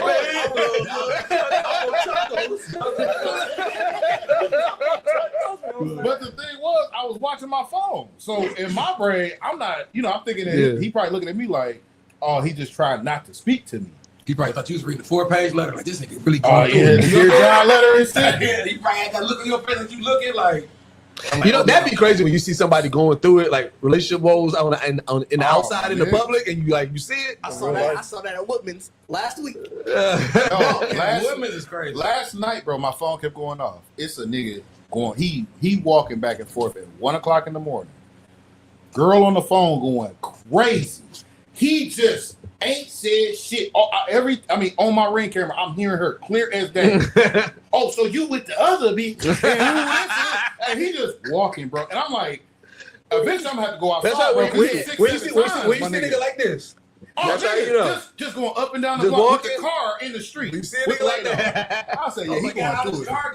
Yes, That bro. was how at Woodman's, I was in produce and I saw it pull out his phone. He was, oh, fuck. And then I walked off like 3 or 4 hours later, after me coming down the aisle that he was in, after him. Bro, I'm trying to get rid of it. I don't know what man was going through, but Oh, it's it's so I didn't know women's fam. bro, it was trash. People was looking at him. I just kept on moving. That's when it's bad. But I bro. mean, when you're in public and everybody had that moment where you like the reason why you ain't gonna do it in public because you had a moment where you was in public and that irritated the shit out you. I'm literally going outside. Everybody that had that moment where it's like, why are we doing it right here in public? I come back and grocery shop in a second. Like, let me get this out the way. Oh man, but okay, finally, let's get into the topic, man. It's October. We ain't started party yet. We definitely didn't. that Everything was was a good tangible. hour. That was a good That hour. was a I did want to talk about October. I mean, it's October. I know that we talked about it last on the pod, but I think we didn't have it there, so I want to get back into it. What is everybody's Halloween ritual? October ritual? That was on the Halloween show. Oh, sure. The Halloween talking about. Was it? That show was- What was it? I thought that was Thanksgiving. We did Halloween. We did- one, so we you did weren't here for the Halloween. Halloween. I think you Ah, didn't make it that day. Yeah. So, Kane, what do you do on Halloween? October. So our Halloween is pretty. I mean, it's pretty regular. I want to say. We always make sure we like have one person at the crib giving out candy, or if it's like the oldest, or if I stay, or my wife stay, like somebody handing out candy. Which there's not a lot of kids in our hood. And then we try. So in the past, probably 5 or 6 years, we've done family outfits. So we did the entire Star Wars cast last year. I want to say the year before that, I think we did Ninja Turtles. No, we doing Ninja Turtles this year, and the year before that we did. No, the year before that we did Toy Story. So I realized I've never did couple or group. In we general, did. I've We never. did Mario Brothers one year, and that was pretty dope because my son, who looks like me, was Little Mario, and I was Big Mario. Fire. Oh, that is So fire. that was dope. And then my wife was Luigi. My son was little Luigi. So it was because dope. they look alike. Yeah. It was the perfect setup. But that's the thing. Like when you got a bunch of kids, Yeah. Halloween ain't cool. So, like, I Halloween was work like no, a motherfucker. I had this over here. I was gonna say, you know what I realized? I don't care about trick or treating outside of my Bro, kids. I hate it. Like some people enjoy sitting out there, seeing the kids, want to be out there. But I don't want to be at the door giving out candy to kids. I don't really care for it. I want to see my kids and I want to take my kids. I don't like. So you rather do the work, like just let's go trick or treating, than Yeah. actually being at home. I don't want to be going to the door giving out candy to kids. I don't care for it at all. Interesting. You just want to put the bowl on the porch, let them have it. At the bare minimum with that. Right. Honestly, I mean, and that's the thing for us is like we didn't hand out candy at first because we was all going out together, and then after a while it was like, well, fuck it, everybody don't want to go, and then we had a nanny, so she would be like, well, y'all want me to come, go with the kids, so that left the opportunity for somebody to not have to go, but now. It's like you got a 16-year-old, 14-year-old. They don't really fuck with that shit. Yeah. And then the 2 7-year-old, they care, but they don't care. So for me, They just want the candy. They just want the candy. Nigga, I'll give you the candy. We can just have a barbecue or something. And we call it a day. Well, because my parents did that. I remember me and Chris was we was going around and we were ending like in the area where our house was. So I remember it was some kids walking around the neighborhood. And I'm like, hey, do not follow us anymore because we done. Yeah. And so it was like, you're gonna go to this house, we're gonna go inside. And then, ate shit up, and they weren't listening, and it ended up being like my parents was leaving, so my dad was like, well, walk to the store, gave us like $5 each of the kids. They like, oh shit, this house cold. It's like, no, nigga, these are my parents. I live here. Right. Because it's funny because it's like my mom loves to give out, like she loves that whole process. So it is embedded in me of like, you know what I'm saying, being excited for it. But as an adult, I'm just like, I don't want to do it. Like, I take my kids out for the 1-2 hours that they want to trick or treat, and then after that, I'm like, see, that's what always bothers me too, is because Halloween, the Packers always playing. Packers always fucking playing and then people in my neighborhood, they got so much money, they have TVs out. Or they'll have like a fireplace, the smokeless fireplace with a TV with the grill. And what bothers me is I gotta walk past this shit and be like, yo, what's the score? That's what I do appreciate in my adult. I don't know if they did that when we was kids, if the adults was doing that, but I do love that there's a lot of houses now, especially in Brown Deer, that they cater to like also to the adults. Like you get there, like we got candy. This one house, Notorious, they got a huge fire pit. They giving out shots. Like they giving out shots. A lot more. I'm hearing a lot. I'm like, we had a person handing out mini beers, and then another I was handing out Jello shots. Like it was definitely like party. Yeah. I mean, I feel like if I was actually doing a house like that, that's the only way I would be able to do it. Like I would have to like know that my neighborhood, like we all sitting outside. Bacardi had now edibles. Like here you go. Right. We all sitting outside. Yeah, like, Get arrested. Well, Some parent ain't gonna realize that ain't for the kids. Oh man, I I feel put like it up in the car. I think I let them know. I don't think Bacardi gonna be just giving people candy like it's for you. You better get that motherfucker right now. You better set me up, take y'all home with you. Like, But like, are y'all dressing up for this Halloween? I haven't even looked into costumes. I haven't looked 'cause I don't even know what I'm doing for Halloween.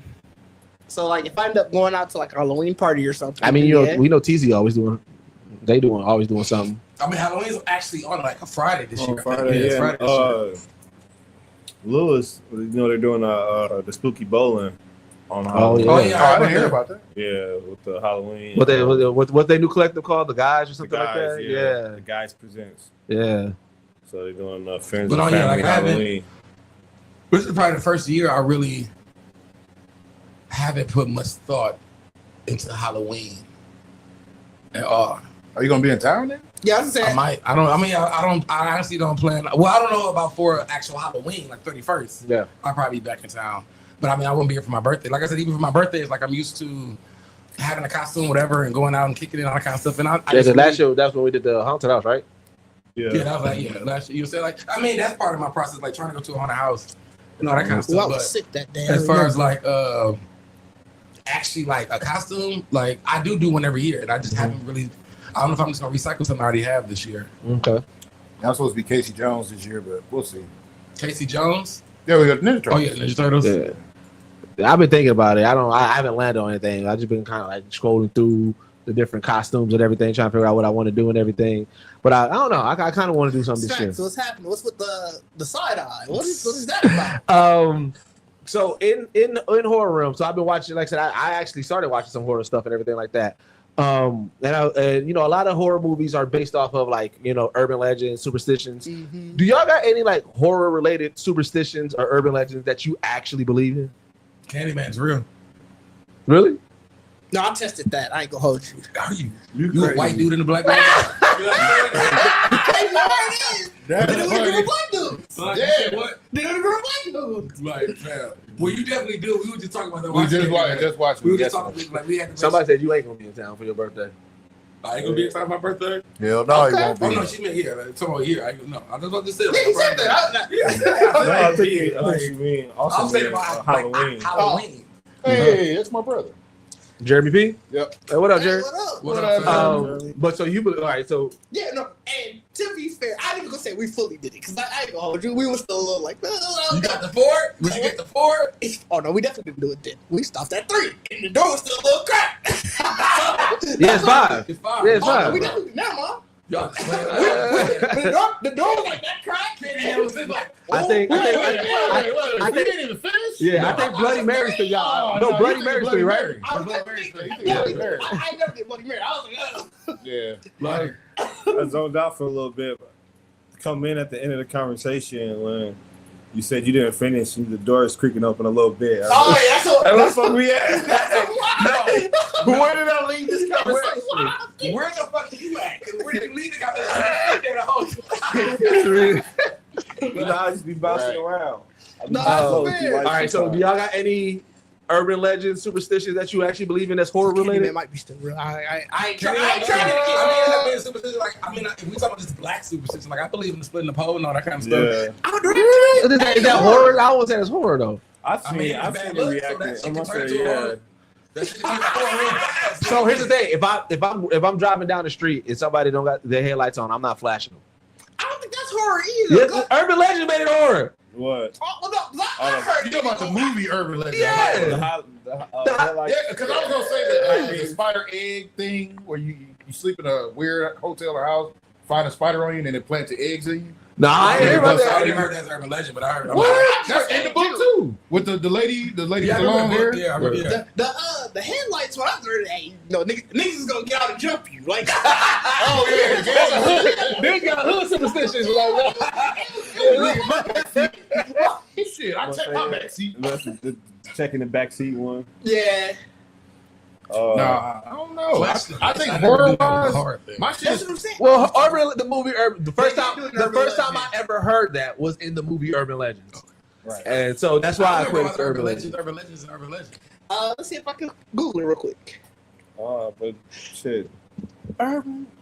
I guess for me, not sleeping in a bed that faces a mirror. I believe in breaking a mirror. Is the bad luck shit? But is that horror? It can be. It can It can? be. Okay. Like nigga, what your bad luck can be horrendous.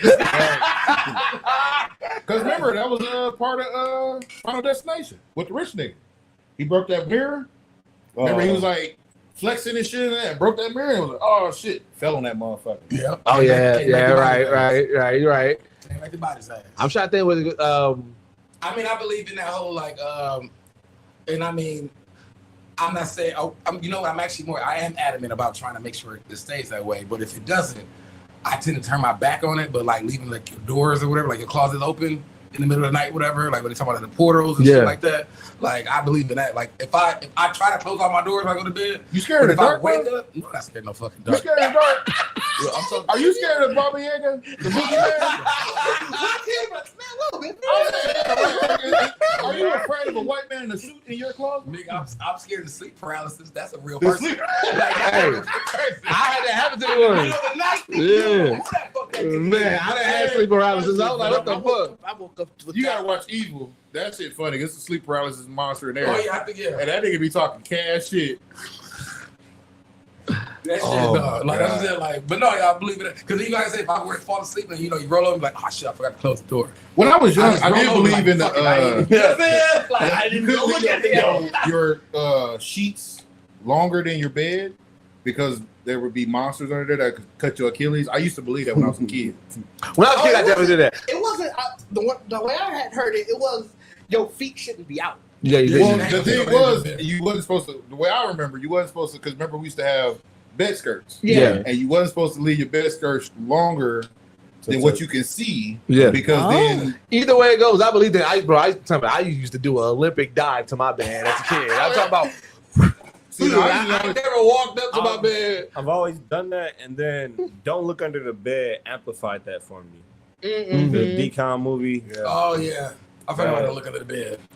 see, mine was what was it, the Lady in Black with the Tooth Fairy, the evil Tooth Fairy chick. Oh Yeah. And then I think it was a part in the movie where Oh, the I got dog one. was like sitting on the bed and her hand came out. I was like, you know what? So It's I over. Like so- from now on. I don't stop at a crossroad. If I'm like so when I run in general, I like to run trails, stuff like that. And I came across crossroads. I make a decision immediately. I'm like, so in my head, how you get caught by the crossroad demon is you stop and That's you the got thing? the crossroad demon. Never heard of it. So That's supernatural. yeah, you Oh, stop. okay. Yeah, and what it's also an urban legend, like you know what I'm saying. That's where you make the deal. Like you're at a crossroad, and you make a deal for something, and then it's the worst. Right. My like whole these pretty theory on theories. how to avoid that, you don't stop at the crossroad. You make a decision and just keep on going. So anytime I come across a crossroad, I immediately make a decision on which path I'm going. That's They crazy. gonna get me.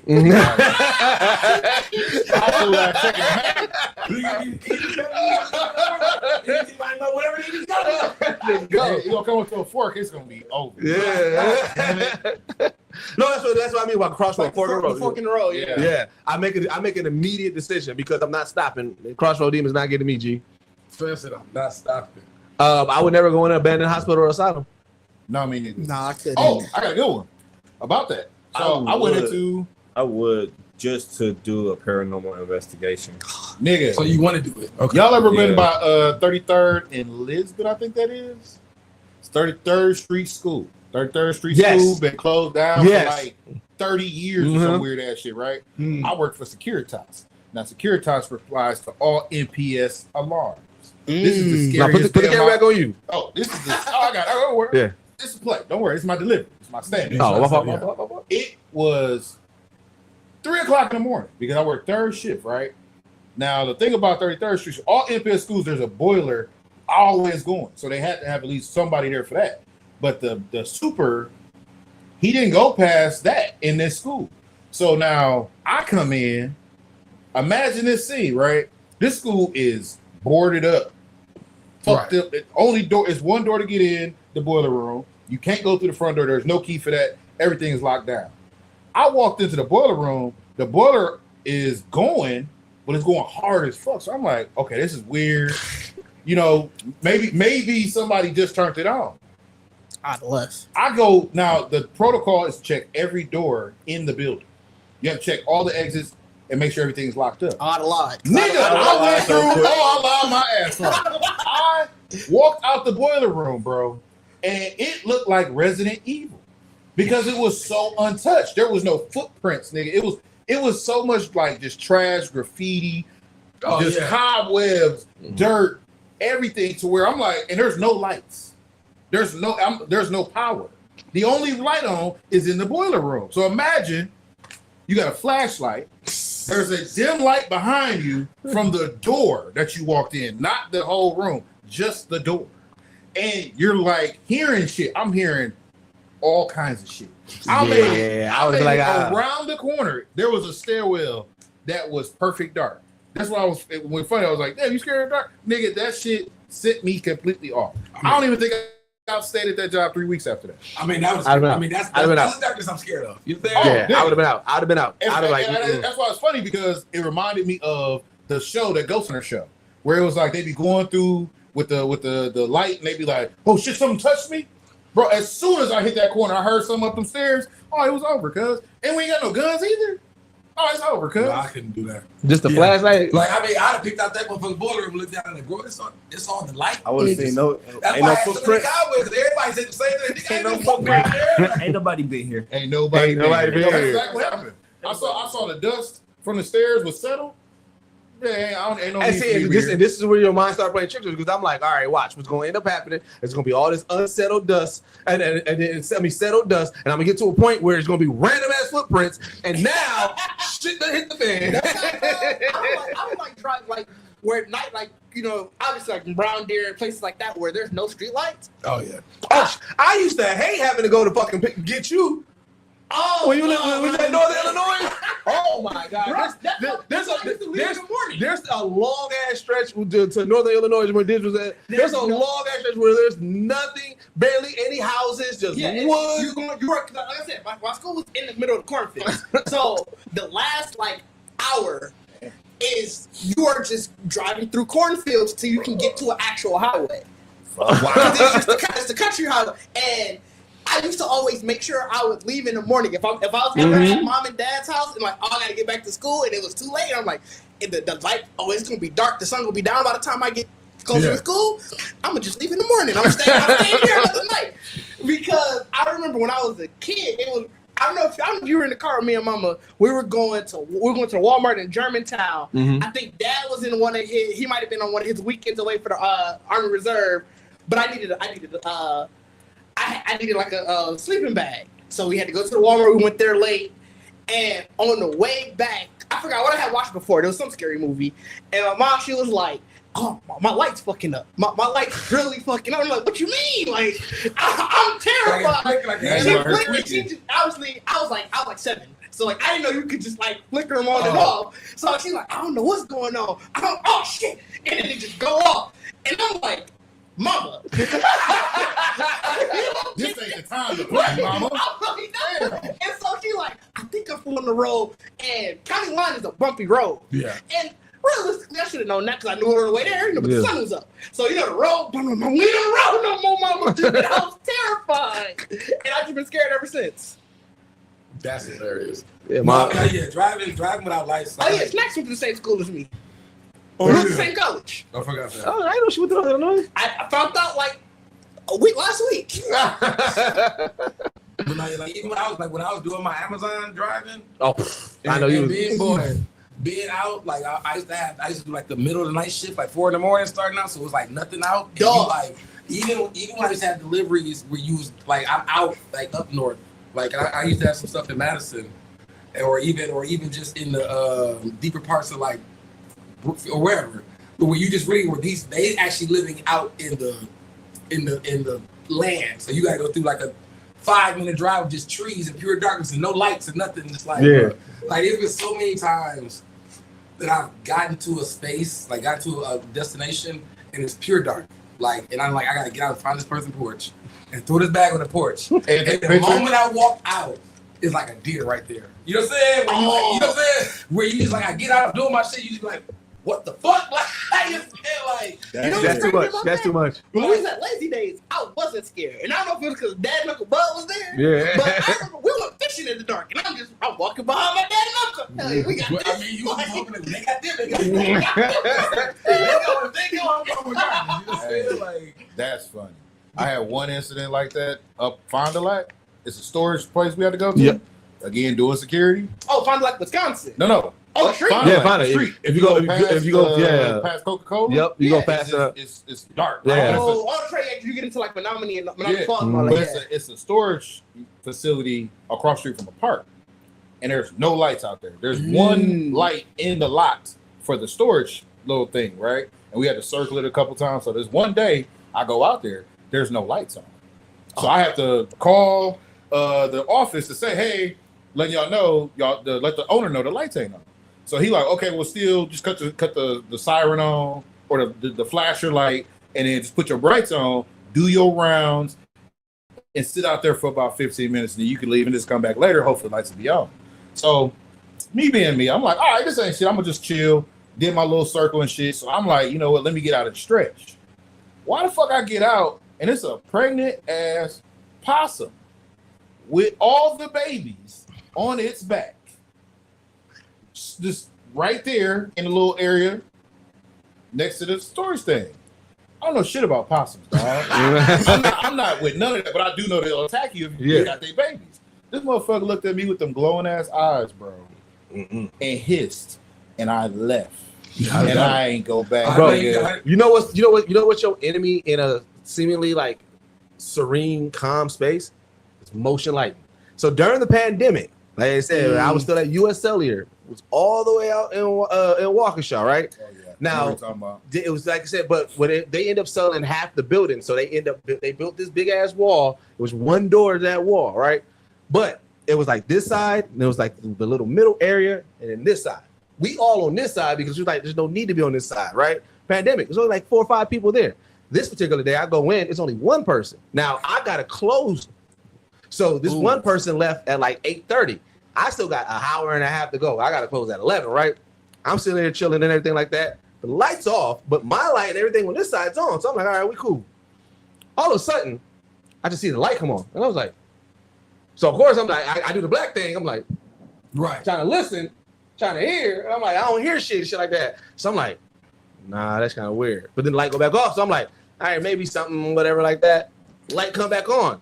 Then I hear the door that never opens up open. When I tell you I logged out, I call my boss. I say, "Yeah, I'm gonna finish the day at work." I'm like, "Everybody go." Is this the U.S. that was on Capitol? No, that was that. It moved to that one. To the one on Capitol? Yep. Sunrise, Sunset, or Yep, whatever. yep. It moved to that one. I was just saying because we actually responded to them too. Yeah. So I'm scared niggas at U.S. Cellular doing that shit where gotta check every door, and then it'd be a nigga in there like you said closing up. And we like, oh, sorry. Yeah. Well, in the middle of the pandemic, they end up shutting down the one in Waukesha, and then they moved to that one over in Capitol. Whatever. But yeah, man, them motion lights, bro. I was like, that's how it was when I was at Thermo Fisher. That's how theirs was out in Brookfield. It was like, and they have one of those old ass office buildings. So it's actually, I've been to that US Cellular one. They're very similar building. I was a temp, so I was the only person who couldn't work from home. So all the time, niggas would work from home. So it'd be many a day where I would just come in and it's just me. And they was trash because they was like, well, you know, we can't just like set you up with all of that. You know, we can't give you a laptop and stuff like that. I'm like, all right, whatever, fam, whatever. But he not lying. Those motion lights would get me almost motion lights, bro. Especially in the winter because you know it get dark early. Oh yeah. When you come in, it's probably Like still dark. 6:30, dark. Oh, it was hell. bro, it gets you all the time. All right, well, let's get into recommendations, man. Shit, I haven't been watching. Damn, man, that was a quick episode. It really wasn't. Oh, yeah. Oh, Yeah, we still got some time. Bro. I thought we was hitting it. My fault. Shit. All right, well, I thought you had to, get out, you know. No, I do. Like, We can do a recommend. I mean, hour 40 is still a great episode. That's a good link. I mean, yeah, we usually be done at 5. We definitely had like 20 more minutes. Yeah. Recommendation might take us 20. I mean, I can see it. I don't know. I ain't got that many recommendations. Oh, okay. I mean, I will say if you haven't been watching Peacemaker, I know I already recommended, but I'm gonna say Peacemaker. Yeah, y'all want to catch up? I caught it. No, You still ain't got don't worry about it. I did see episode y'all talking about, which is wild. Yeah. No, You know, I don't have to wild. watch. They're just literally getting spewed to me. Oh, that's right. Like, you said it got Motherfuckers spoiled. just spoiling the shit out of like whether it's people talking about it or like clips. I'll just be like, Yeah. So with the reveal, like you saw it coming. hey. I said the reveal. Right. I wouldn't have said anything if I didn't hear it. That just made me laugh. I mean, as far as what it,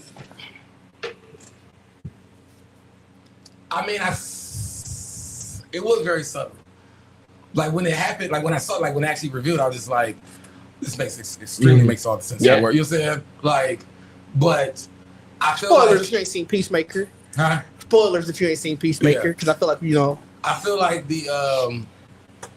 I feel like it was funny to show how it wasn't. Like, you know what I'm saying? Like it was funny to realize that you had to really catch that. Like that one moment of like realizing like that wasn't in the thing, like in this world. I mean, you was can like, say what it is. Spoilers. Like King said he got spoiled for him, so it's like everybody else has seen it. oh, well, I'm just saying, like realize that it was like There's no black people. There's no black people. People of And I'm color. like, but it's like, Yeah, just people of color in general. but I think it was crazy because it's like, to me, that was just white people TV. I'm like, I just really feel like. So you know what's funny?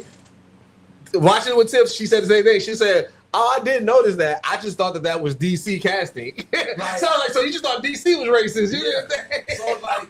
So like, I mean, like my thing, like I definitely, of course, so to be totally honest, like I thought that, and it had nothing to do with it. I thought the actual storyline that was going to go was that Peacemaker was actually going like they always going to stay in that new world, and that was actually the James Gunn. Oh, You know what I'm saying? Like everybody was gonna pull, they were pulling everybody out of this universe that he said fucked up and did everything with, and they're gonna start here. So even when they chased him back of there, they're like, all these things are gonna stay here except shop. You know what I'm saying? And so like once it was the argument of like, I think the funny part was because I knew something was going wrong when she was like, we should go, I'm gonna go take a walk. When she said, I'm gonna go take a walk, and I'm like, y'all can't just stay in the house. I'm like, it gotta be something about this. You know what I'm saying? Yeah. So like the hat actually happened at the same time where her doing the walk, and then FMC in the flat, like I was like, we didn't really need this, but I get what y'all doing. You know what I'm saying?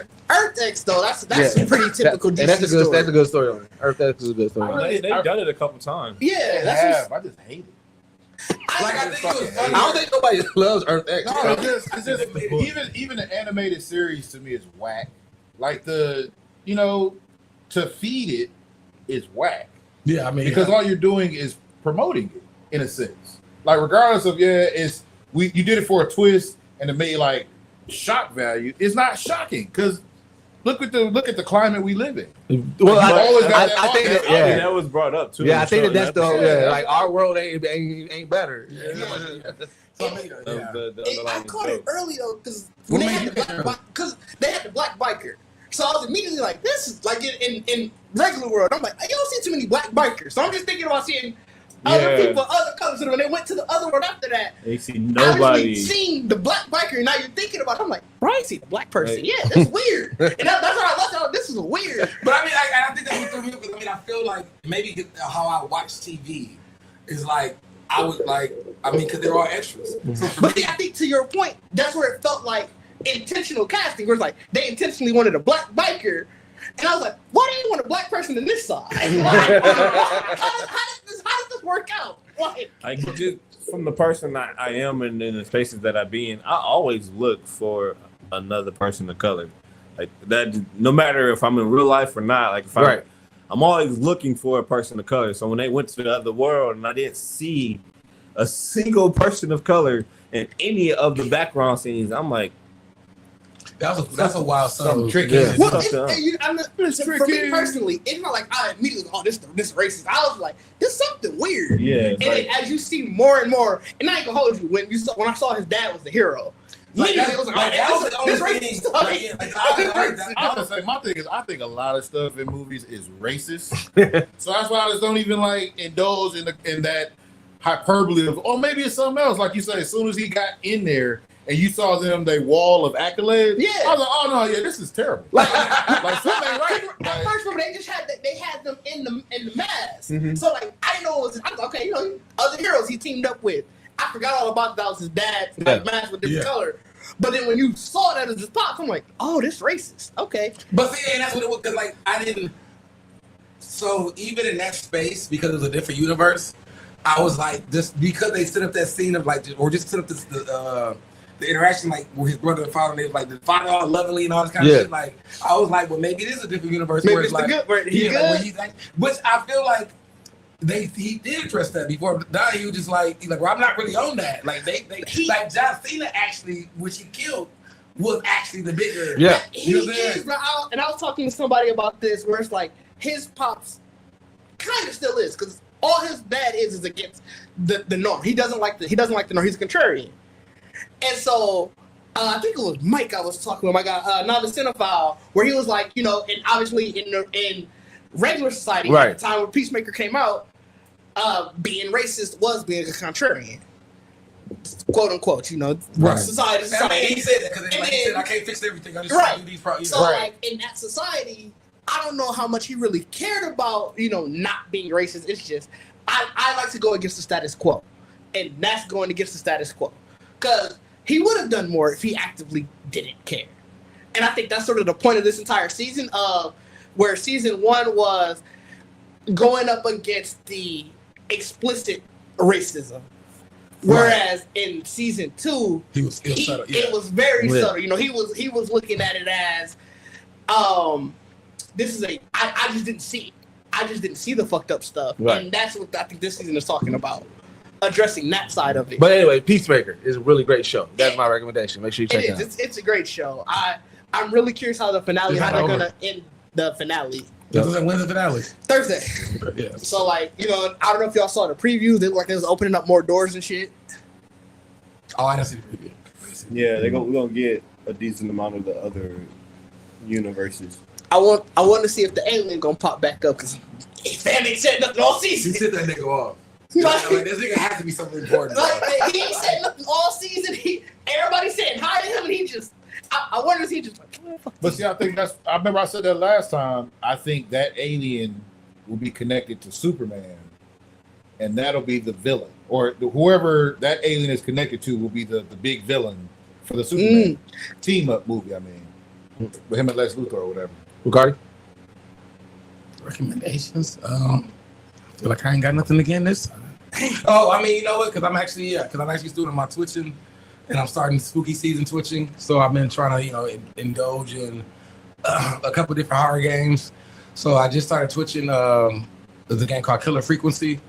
That game is fun. Yeah, actually, I've been really enjoying it. It's pretty much a single player game about you being a radio DJ host during the night of a serial killer, just like kind of killing everybody. And as I really like the setup. Like I said, when I start playing, I'm like, this could easily be in a movie. Like it could have just been one of those suspense movies, like Phone Booth and all those kind of things. Where you try to hear and kind of help, trying to help everybody, because it was pretty much like, the killer's on the loose, and the police didn't have enough staff, so they're rerouting the 911 calls to the radio station. So you are playing. You actually still got to spin records because you know what I'm saying.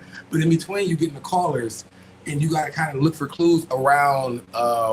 Your radios, like whether it be a map or something you can like find to give them information over the phone to help them escape the murderer.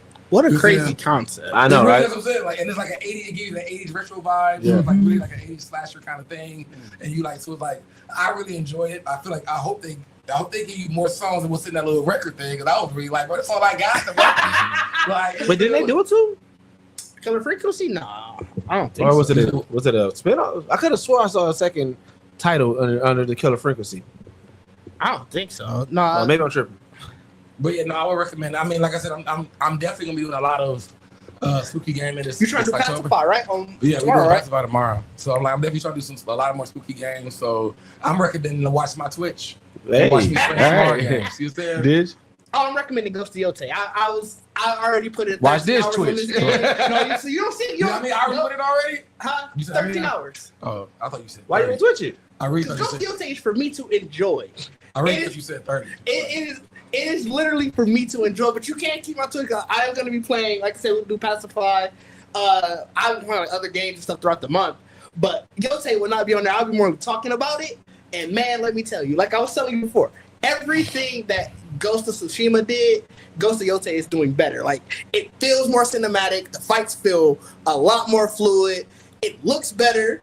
Like, I like exploring in Ghost of Tsushima, but exploring in Ghost of Yote is better. Like, you got like this spyglass thing where you literally, if you get high up and you can just look around the horizon, and so you can see stuff where it's like, oh shit, I see smoke coming up, and it'll tell you like, well, maybe you want to go check out this area.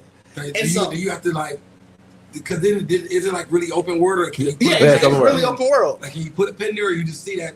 No, you can still put a pin there and stuff. Like, you can track and everything. But like, that's a way how you can explore, and like running around talking to people. They may be like, man, you look tired. You know, there's a hot spring this way, and now you got a map piece, and so you got to figure out where to place that onto your map. And like, it'll eventually, you don't do it long enough, it'll tell you, hey, this is where the area we're supposed to place. But like looking at the map and like trying to match what the the landmarks on the map piece that you have to the overall map, that's dope. This game is amazing. I saw the intro, like the intro between both games, and I'm like, both intros in general look amazing. Like, that's what I said to me, and that's why I love it when like a competition arises. Like, to me, Assassin's Creed got better because of Ghost of Tsushima. Like, Ghost of Tsushima was so innovative, and it took like the elements of Assassin's Creed and just blew it up by a million. That following Assassin's Creed was significantly better than any other Assassin's Creed. And so, you know what I'm saying? So like, I love what, like I said, because remember, Assassin's Creed lived in its own for a while. Right, yeah. You know what I'm saying? So now you got that where they are fueling each other. I'm still a fan of both. But Ghost of Tsushima definitely leans more on the cinematic. You know what I'm saying? And that's why, like I said, it's to one the of those point games. where like when you are running like through the fields on your horse, the aspect screen, ratio. It's like the aspect ratio. Yeah. Oh, that's not. It's time for that. Yeah. You had to give you something because I'm assuming you riding that horse for a while. Oh yeah. You know what I'm saying? Yeah. No, also you get fast travel, but you gonna miss out on a lot of stuff because you gotta explore. Tell them about the lo-fi joint. Oh yeah, they got the so that's one of the modes you can have it is Watanabe mode where the dude who did Samurai Champloo. Yeah. So you got all the music. So like you hear that. Oh yeah, I heard about that. It's only when you are exploring. So like at story points, it'll lower itself so like you can actually hear the game. And then like in duels and stuff, they'll have like it's not necessarily upbeat, but it's like that more tense lo-fi music. So like you can feel the energy of it. It's really there's another mode to it. They got bloodier and like so muddier or whatever. They got the Kurosawa mode, that's the one. It's black and white like the old Kurosawa movie. Oh, that's fire. And there's a third one. I thought it wanted to just make it more violent. I think it's I don't know that director, Takashi Miike. That's the one where, like you said, it's more like it's more violent, it's more bloody. Damn, all these are like more aesthetic. I kind of want to do both of those modes. If I'm thinking about it, because that black and white mode. Oh, I already know the Kurosawa mode. That's gonna look crazy. They had that one, Ghost of Tsushima. Yeah. And I played I played a little bit in that one. It's great. Oh, I did. That's what I said. I started like Manhunt. I started playing Manhunt again. Manhunt. I told you it was bro. Take you back, don't it? I'm gonna share some clips because I was terrible. You know how you had to hold it. Yeah, bro. It's so many times I get up to a nigga who just like, and that nigga turned around like, "What, I'm about to beat your mother?" Oh, so you wasn't getting the good kills? Like I kept. Cause I would think that it was and I'm aiming for when the analog thing. Mm-hmm. Dog, I forgot that I forgot we were like playing games that really just had one analog to walk around. Yeah. Cause like that camera shit was I was all over the place, dog. Yeah. But I like man, like I said, one of my favorite violent games. I love that. I don't know why they won't. I know why they won't ever give us another one, but I want another one. Bro, I think it took me like if I played like the actual like me getting off in 1 hour of playing, I killed 2 people because I kept restarting like bro. What game is this? Manhunt. I'm like because I didn't want it like just like because even you realize you can like fight fistically like you ain't supposed to. It is a lot harder. So it's like and I was playing on the hardest difficulty like they got played this, so it's like whatever. You know what I'm saying? Boy, I hate that he missed the head. That nigga turned like, oh, what the fuck? He like, I'm getting jumped. I just want to know what is y'all infatuation with playing on the hardest level of anything. I mean, I really don't. I usually don't. I play 2K on the hardest level all the time. 2K is different. We talk about Helldivers. These niggas did Helldivers. I'm playing Ghost of Yotei on normal. These niggas called me in on the hardest level. It ain't the hardest. Oh, the hardest level. It was a hard level. It was hard. That was difficult. And it was the worst planet. No, it's the worst planet. Because everything else you can deal with. I heard it's all No, everything you can deal with. Like the cold you can adjust. Nigga, them fire tornadoes? That's the worst shit on the besides the sandstorm. We wasn't expecting there to be fire. So King is talking about it was basically a defense level. And are we talking about the defense one or the whole night? The whole night. The whole night. We didn't win any of them. The whole night. You were right. The whole night was hell. But the defense mission, well, I feel like it's the one where you took. Because I was remember y'all was trying to be optimistic. First of all, let's just be clear. But remember, for that last one, we went down a level, and we didn't expect that mission to still be that difficult. Yeah, we didn't go down a level. We just regrouped. Remember, we just went back. For the last mission where we brought old boy in, the random. Remember, we went down a level for that mission. Well, that was we went from 6 to 5. No, we was 5 to 4. It was down a level. Or 5 to 4. It's still hard, nigga. What do you mean? I mean, regular is 3. But 4 was challenging. It was called challenging. Right. But that's my point. Like, niggas ain't even figured out the whole game, and they're like, nope, go to the hardest level. And I feel like that's what you take away from is the fact that which I learned how that was work is because they throw those random things into the game. Like that night was fire tornado night. Yeah, there was nothing we can do about that. Fire tornado night. Because my thing is like we played, like I said, we played 4 and 5 and 1. Yeah. So it was like we were just facing those missions were just difficult. Like, no. See what you know what? Let me. This is what y'all not doing. Y'all not telling the truth. It wasn't a 40-minute mission. These niggas chose a 12-minute mission. We won 12-minute missions are systematically. No, we didn't. That's the one we lost twice. That was the defensive one. We lost that twice. No, that was a 20-minute one. No, those were 12. The 12-minute one was the one we had to destroy all the ships. Yeah, we did that one. The 20-minute is the defense where they were shooting off the rocket. I think you're doing it opposite. Because the 20-minute one was where we had to run around. We lost that one too. Remember when we went down to 4, because we was debating if we was gonna do a longer one, but you was like you had to get off. So you ended up doing pause. We did 2 12 minutes. So that's what I'm saying.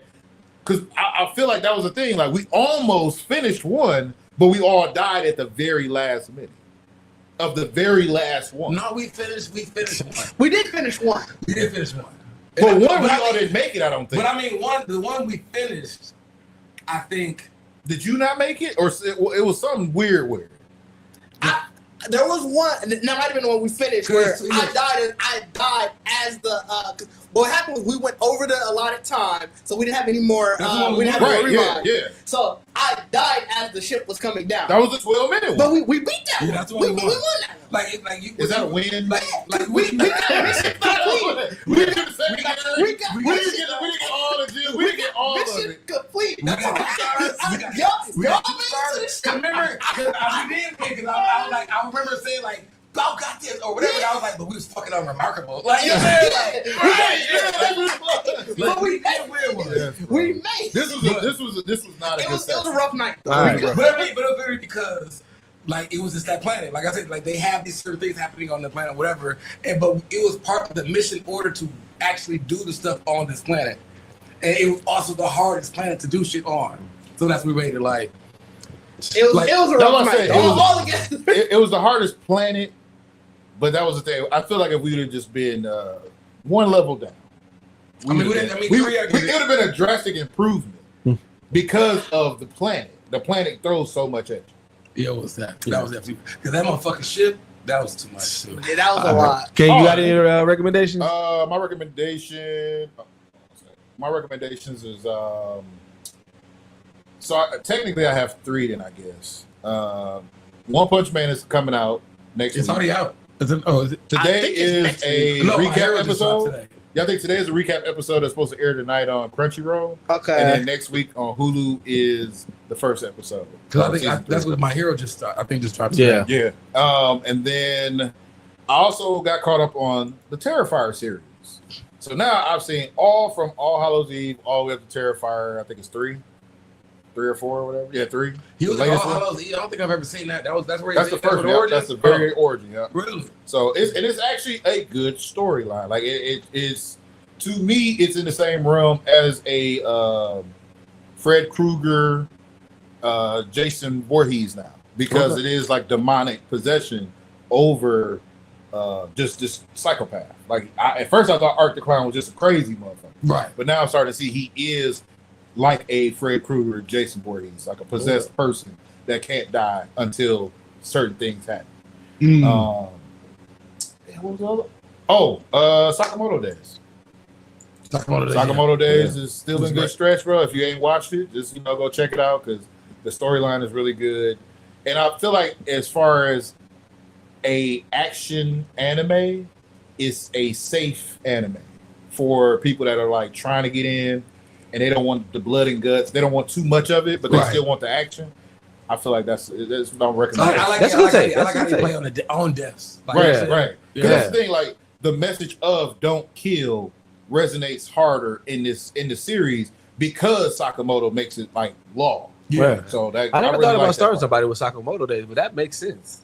That's a good Yeah, one. Sakamoto is really good. because it's not to think about it. No zombies. Yeah. Not no special crazy stuff. It isn't like something where you'd be like, I don't understand what's going on. It's literally hitman reformed with a family. It's John Wick. Yeah.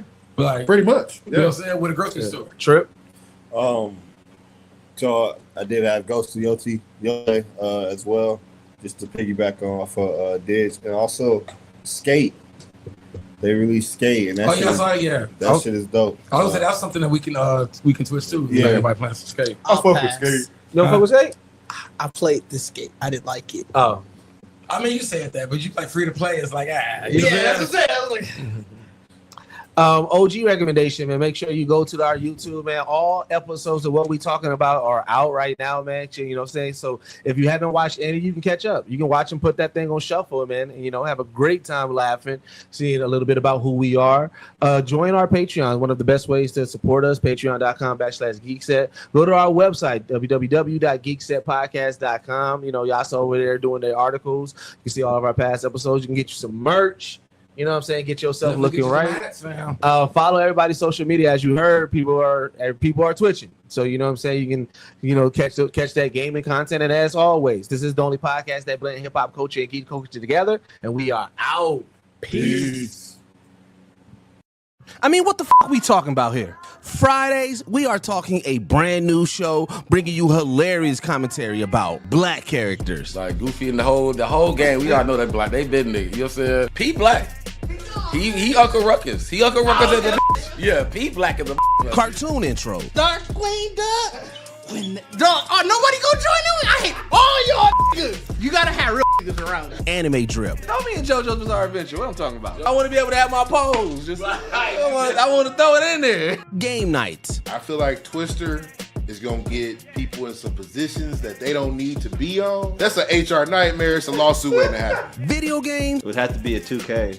Hey, sometimes 2K be cheating, man. And more.